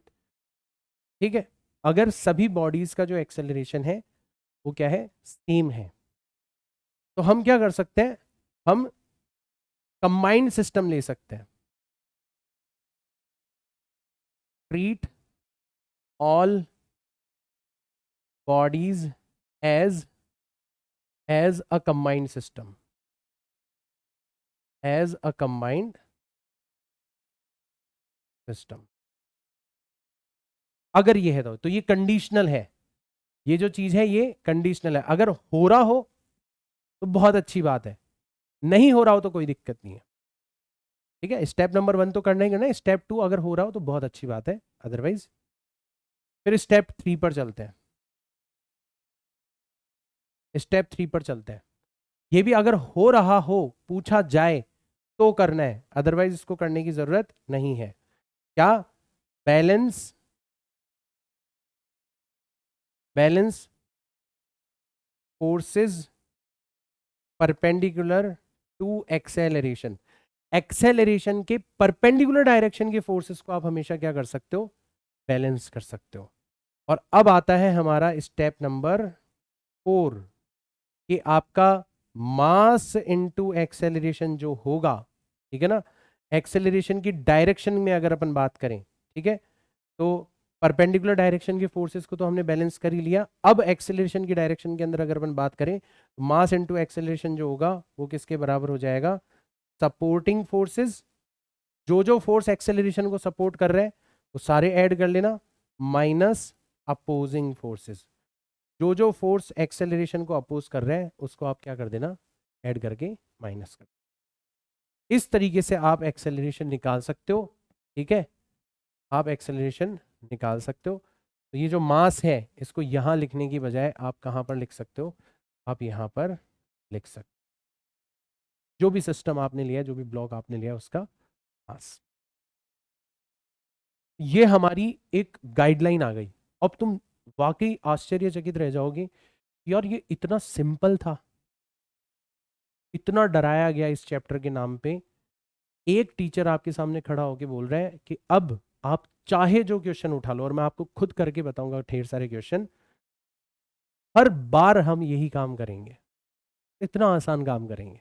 जैसे यहां पर देखो, हमें जैसे ही सिस्टम रिलीज किया जाएगा तो पता करना है कितना एक्सेलरेशन होगा। तो हम कैसे करेंगे, यहां पर हमें पता है जैसे रिलीज करेंगे तो ये इधर की तरफ जाने लगेगा और ये उतने ही एक्सेलरेशन से नीचे की तरफ जाने लगेगा। सर क्यों, दोनों का एक्सेलरेशन सेम क्यों होगा, क्योंकि दोनों रस्सी से बंधे हुए हैं और रस्सी की लंबाई कभी भी नहीं बदलती। तो ये जितना आगे खिसकेगा इसको मजबूरी में उतना ही नीचे जाना पड़ेगा, या ये जितना नीचे जाएगा उसको उतना मजबूरी में आगे खिसकना होगा। तो क्या हमारी ये वाली कंडीशन मैच हो रही है? अब बोलो सर मैच तो हो रही है, मैच तो हो रही है, दोनों का एक्सेलरेशन सेम है। ठीक है, तो हम 2 + 3 ये हम ले रहे हैं as a combined system, as a combined system, इसको हम ट्रीट कर रहे हैं। ठीक है, इसको हम ट्रीट कर रहे हैं। फोर्सेस कौन कौन से लग रहे हैं, ड्रॉ FBD। इसके ऊपर फोर्स लग रहा है mg, मतलब 2 × 10 मतलब 20 न्यूटन फोर्स लग रहा है। और ऊपर की तरफ लग रहा है आपका टेंशन फोर्स। मैंने बताया था दोनों एंड्स पर टेंशन फोर्स कैसे लगाना है, जैसे टेंशन फोर्स रस्सी को सिकोड़ने की कोशिश, इधर ऊपर ले जा रही है टेंशन फोर्स, और इधर टेंशन फोर्स रस्सी को कहां ले जाना चाहती है, इधर की तरफ। क्योंकि आइडियल स्ट्रिंग है तो टेंशन सेम रहेगी। ठीक है, अच्छा और क्या हुआ, यहां पर फोर्स लग रहा है आपका 3 multiplied by 10 that is 30 Newton. और क्योंकि ये टेबल के कांटेक्ट में है तो यहां पर एक नॉर्मल फोर्स भी लगेगा दैट इज n। अब देखो सारे स्टेप्स फॉलो करते हैं अपन। हमने एफबीडी बना लिया, हाँ सर बना लिया। हमने इसके ऊपर लगने वाले फोर्सेस बता दिए सारे, हमने इसके ऊपर लगने वाले सारे फोर्सेस बता दिए। क्या हमारा स्टेप 2 लगने की पॉसिबिलिटी है? हाँ सर है, हम उसके लिए तैयार हैं। क्या अगर पूछा जाता कि नॉर्मल फोर्स बताओ कितना होगा, तो हम ये काम कर सकते थे? बिल्कुल कर सकते थे सर। एक्सेलरेशन के परपेंडिकुलर डायरेक्शन के फोर्सेस को आपस में क्या किया जा सकता था? बैलेंस। तो जब इसको और इसको बैलेंस करोगे तो एन भी कितना निकल के आएगा आपका? 30 न्यूटन निकल के आएगा। पूछा जाता तो कर देते, ये हमें जरूरत नहीं है, बट फिर भी बता रहा हूं हर स्टेप्स। और रही बात ये, अब हमें एक्सेलरेशन निकालना है, तो supporting force minus opposing force, support करने वाले फोर्स माइनस अपोज करने वाले फोर्स। आ जाओ, तो सपोर्ट करने वाले फोर्स कौन कौन से हैं? तो हम यहां पर निकाल रहे हैं एक्सेलरेशन। आप नोटिस करो कि जब भी आप एक्सेलरेशन लोगे तो जो टेंशन फोर्स है वो कट जाएगा। क्योंकि नोटिस करो कि एक जगह पर टेंशन फोर्स एक्सेलरेशन को अपोज कर रहा है और एक जगह पर टेंशन फोर्स एक्सेलरेशन को क्या कर रहा है? सपोर्ट कर रहा है। तो जब आप लिखोगे सपोर्टिंग फोर्स, तो सपोर्टिंग फोर्स में क्या आया? सपोर्टिंग फोर्स में क्या आया? आपका आया टी। ये दोनों तो परपेंडिकुलर है, ये तो आपस में बैलेंस हो गए। यहां पे एक्सेलरेशन को सपोर्ट कौन कर रहा है? टेंशन फोर्स कर रहा है। अच्छा, यहां पर एक्सेलरेशन को सपोर्ट कौन कर रहा है? ये वेट कर रहा है। तो सपोर्टिंग फोर्स में एक और आ गया 20। ये तो हो गया आपका सपोर्टिंग फोर्स। ये वाला टेंशन फोर्स सपोर्ट कर रहा है, ये वाला 20 न्यूटन एक्सेलरेशन को सपोर्ट कर रहा है। दिख रहा है ना डायग्राम में अच्छे से? और रही बात अपोजिंग फोर्स की, तो हमने देखा कि ये वाला जो टेंशन फोर्स है ये एक्सेलरेशन को अपोज कर रहा है। तो ये हो जाएगा माइनस का T। और इसको हमें डिवाइड कर देना है किससे? Mass. Mass of what? Combined system. तो कंबाइंड सिस्टम का मास हो जाएगा 2+3। तो हमने देखा कि टेंशन फोर्स जो है वो हमेशा पेयर की फॉर्म में होगा और कैंसिल आउट हो जाएगा। तो अब आगे से जब भी हम सपोर्टिंग और अपोजिंग फोर्सेस लेंगे ना, तो टेंशन को कंसीडर ही नहीं करेंगे। यहां तो कर लिया दिखाने के लिए, बट आगे से अपन करेंगे नहीं, क्योंकि हमें पता है टेंशन फोर्स एनीवेज क्या होने वाला है? कटने वाला है। एक तरफ पॉजिटिव एक तरफ नेगेटिव आके कटने वाला है। तो डायरेक्ट एक्सेलरेशन जो होगा वो कितना आ जाएगा हमारा? तो सिर्फ 20 रह गया, नीचे 3+2 5 हो गया, 5 से 20 चला गया, कितना आ गया? 4 मीटर पर सेकेंड। ये हमारा एक्सेलरेशन। ऐसे हम लोग इन सवालों को कर सकते हैं। तो अब फटाफट फटाफट करना है हमें, ठीक है? सारे स्टेप्स हमारे सामने, देखो कैसे कैसे क्वेश्चंस बनते हैं। ये क्वेश्चन लो, find acceleration of the blocks when released, all surfaces are smooth. तो यहां पर हमने देखा नीचे की तरफ एक फोर्स लगेगा 20 न्यूटन, यहां पर ऊपर की तरफ फोर्स लगेगा टेंशन T1। यहां से लेके यहां तक की स्ट्रिंग सेम है तो टेंशन T1। फिर इधर जाके इधर जो टेंशन फोर्स लगेगा वो हो जाएगा आपका टेंशन T1। ऐसे इसको पकड़ो, इसके ऊपर 30 न्यूटन लगेगा नीचे, और इधर जो टेंशन फोर्स होगा इसका नाम रख दिया हमने T2, क्योंकि रस्सी अलग हो गई ना। जब तक रस्सी सेम होती है टेंशन सेम रहता है। और इस एंड पर जो टेंशन फोर्स डेवलप होगा वो हो जाएगा T2। डायरेक्शन वाइज हमने शो कर दिया। इसका जो वेट है 50 न्यूटन वो नीचे लग रहा है, और जो नॉर्मल फोर्स है वो ऊपर की तरफ लग रहा है। तो जैसे आप सिस्टम को रिलीज करोगे, जैसे आप सिस्टम को रिलीज करोगे तो ये नीचे जाने लगेगा, ठीक है? ये उतने ही एक्सेलरेशन से इधर भागने लगेगा, और ये उतने ही एक्सेलरेशन से ऊपर जाने लगेगा। सर क्यों? तीनों का एक्सेलरेशन सेम क्यों रहेगा? क्योंकि तीनों रस्सियों से बंधे हुए हैं और रस्सी की लंबाई चेंज नहीं हो सकती। जितना ये नीचे जाएगा मजबूरी में इसको उतना आगे आना पड़ेगा, और जितना ही आगे जाएगा मजबूरी में इसको उतना ही ऊपर जाना पड़ेगा। तो यहां पर हमारी जो सेकंड पॉसिबिलिटी थी वो मैच कर रही है, कंबाइंड सिस्टम बनाया जा सकता है। तो हमने 3+5 प्लस 2, इसको हमने क्या लिया है, एज अ कंबाइंड सिस्टम लिया है। देखना कितना स्पीड आ जाएगी अपने पास में, ठीक है। और अब हम चाहें तो एक्सेलरेशन के परपेंडिकुलर फोर्सेस को आपस में क्या कर सकते हैं, बैलेंस। तो यहां पर परपेंडिकुलर फोर्सेस को बैलेंस करोगे तो नॉर्मल भी कितना आ जाएगा, 50 न्यूटन। बट किसी ने कहा नहीं तो कुछ करने की जरूरत नहीं है, डायरेक्ट हमारे लास्ट स्टेप पर आ जाते हैं। एक्सेलरेशन की डायरेक्शन में जो इक्वेशन बनती है, सपोर्टिंग माइनस अपोजिंग, डायरेक्ट वो बनाते हैं। तो डायरेक्ट हमारा जो एक्सेलरेशन है वो क्या आएगा, सपोर्टिंग। अब मैंने बता दिया कि टेंशन फोर्स को आप नेग्लेक्ट करना चालू कर दो, क्योंकि वो एनीवेज कट जाते हैं। तो हम तो सिर्फ ये देखेंगे कि यार इसके ऊपर जो 30 न्यूटन लग रहा है वो तो एक्सेलरेशन को सपोर्ट कर रहा है, तो सपोर्टिंग फोर्स हो गया आपका 30 न्यूटन। इसके ऊपर लगने वाले फोर्सेस परपेंडिकुलर है, बैलेंस हो गए, और टेंशन फोर्स को अपन नेग्लेक्ट कर रहे हैं, वो वैसे ही कट जाएगा। इसके ऊपर लगने वाला जो 20 न्यूटन है वो देखो एक्सेलरेशन ऊपर 20 नीचे, तो ये अपोज कर रहा है, तो यहाँ पर अपोजिंग फोर्स आ जाएंगे minus, divided by total mass कितना हो जाएगा, 3 + 5 + 2, 3 + 5 + 2, तो 30 - 20 गया, 10 बचा, और नीचे भी कितना आ गया, 10, 10 से 10 चला जाएगा, आंसर आ जाएगा 1 मीटर पर सेकेंड, 1 मीटर पर सेकेंड स्क्वायर। ऐसे हम लोग क्या कर सकते हैं, यहाँ पर एक्सेलरेशन निकाल सकते हैं। तो ये सारी चीजें आपको खुद से करनी आनी चाहिए। ये सारी की सारी चीजें जब आप खुद से करने लग जाओगे तब जाके कहीं आपका कॉन्फिडेंस जो है वो इंक्रीज होगा, राइट। ठीक है, ये वाला क्वेश्चन लो, find acceleration of the blocks when release.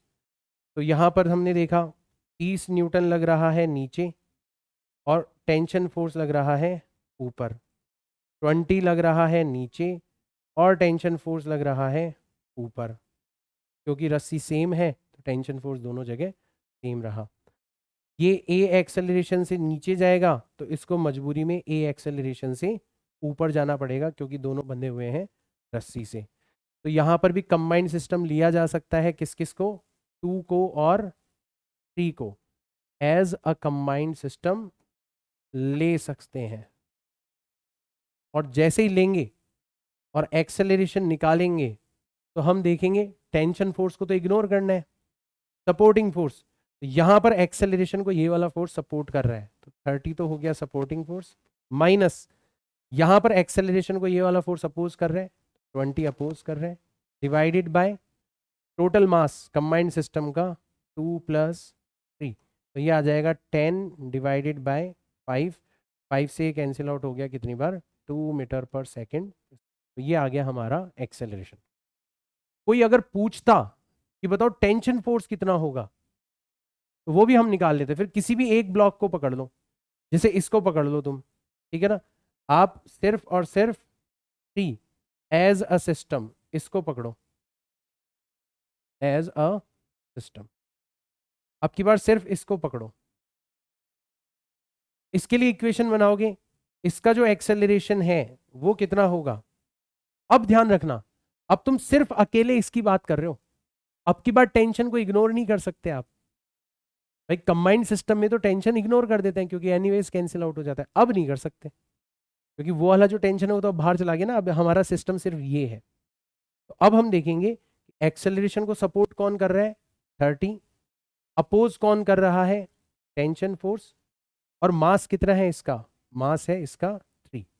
Acceleration हम ऑलरेडी निकाल चुके हैं 2, तो ये हो जाएगा 2 × 3 = 30 - t, तो ये हो जाएगा 6, तो t आ जाएगा आपका 30 - 6, 30 - 6 करोगे तो कितना आ जाएगा, 24 न्यूटन आ जाएगा। ये जो एग्जाम्पल है इसको एटवुड्स मशीन बोला जाता है, और ये बहुत कॉमन है। मैंने बताया था ना, जहां जहां पर बहुत कॉमन चीज आएगी, कोई ऐसी चीज जो कि बार बार पूछी जा चुकी है, उसका मैं आपको शॉर्टकट भी बताऊंगा। तो डायरेक्ट आप फॉर्मूला भी ध्यान रख सकते हो, एक्सेलरेशन होता है heavier mass minus lighter mass divided by addition of these two masses multiplied by gravitational acceleration. और जो टेंशन फोर्स होता है वो होता है product of masses divided by sum of masses multiplied by, ये होता है। देखिए चेक करते हैं एक बार, फॉर्मूले में अगर कुछ भी मिस्टेक है तो पता पड़ जाएगी। टेंशन फोर्स का फॉर्मूला चेक करना है, एक्सेलरेशन का तो करेक्ट है। तो ये देखो, यहाँ से अब अगर अपन करते m2, हैवियर मास कितना है 3, लाइटर मास कितना है 2, दोनों का सम कितना है 5 मल्टीप्लाइड बाय g, 5 से 2 चला गया, 3 माइनस 2 करेंगे 1, तो सीधा सीधा आंसर आ गया 2 मीटर पर सेकेंड स्क्वायर। इसको देखो, m1 m2 दोनों का प्रोडक्ट कितना है 6, डिवाइडेड बाय दोनों का सम कितना है 5, और g का वैल्यू कितना है 10, यहाँ पे 2 और आएगा ना, फॉर्मूला करेक्ट कर लो, यहाँ पर ट्वाइस ऑफ m1 m2 आएगा। ठीक है, तो मल्टीप्लाइड बाय 2 और करना है, तो ये डायरेक्ट फॉर्मूला है आपका। फॉर्मूला याद नहीं रहा इसलिए मैंने चेक कर लिया। तो ये आ गया 5 से 2 बार चला गया, 2 और 2 4, 4 को 6 से मल्टीप्लाई करोगे तो 24 न्यूटन जो है ये आपका आंसर आ जाएगा। तो ये आपके डायरेक्ट फॉर्मूले हैं, कम से कम इस केस के अंदर, हर केस में मत यूज करने लग जाना, इस केस में, क्योंकि ये बहुत कॉमन केस है, तो इसमें आप ये डायरेक्ट फॉर्मूला भी कर सकते। ठीक है, अब ये हमने देखा, थोड़ा एक्साइटमेंट बढ़ा, थोड़ा डर खत्म हुआ, मन कर रहा होगा कि यार अगला लेक्चर जो है तो मजा ही आ जाएगा, ये आदमी तो तुला हुआ है फिजिक्स को आसान और एक्सेसिबल बनाने के। बस इस आदमी के अंदर एक ही बुराई है, ये कब लेक्चर बनाना बंद कर दे उसका कोई भरोसा नहीं है। तो कोशिश तो यही है बेटा, और आप लोगों के कमेंट्स अगर मेरा मोटिवेशन बढ़ाएंगे, आप लोगों के कमेंट्स अगर पॉजिटिव रहेंगे तो एक फ्यूल की तरह काम करेंगे। सोचा तो यही है कि नीट के एग्ज़ाम से पहले एक एक दिन में एक एक दो दो लाइव में, इसीलिए नहीं ले रहा, ये वीडियो मैंने रिकॉर्ड क्यों किया है, ताकि जब जब जैसे ही मेरा मन हो मैं रिकॉर्ड करूं, और रिकॉर्डेड फॉर्म में आपको एक दिन में एक दिन में 2, जैसे भी करके ये वीडियोस उपलब्ध करवाऊं, और इन वीडियोस के माध्यम से आपको पूरा का पूरा सिलेबस कंप्लीट करवाऊं इन फास्ट ट्रैक स्टाइल। ठीक है, तो जो रिमेनिंग क्वेश्चंस है वो हम नेक्स्ट लेक्चर के अंदर, तुम ट्राई कर सकते हो खुद से, बट नेक्स्ट लेक्चर के अंदर हम लोग इन रिमेनिंग क्वेश्चंस के बारे में बात करेंगे, अच्छे अच्छे क्वेश्चंस है बाय द वे। ठीक है, third law of motion upon next lecture के अंदर बात करेंगे, तो अभी नेक्स्ट पेज पे जाने दो।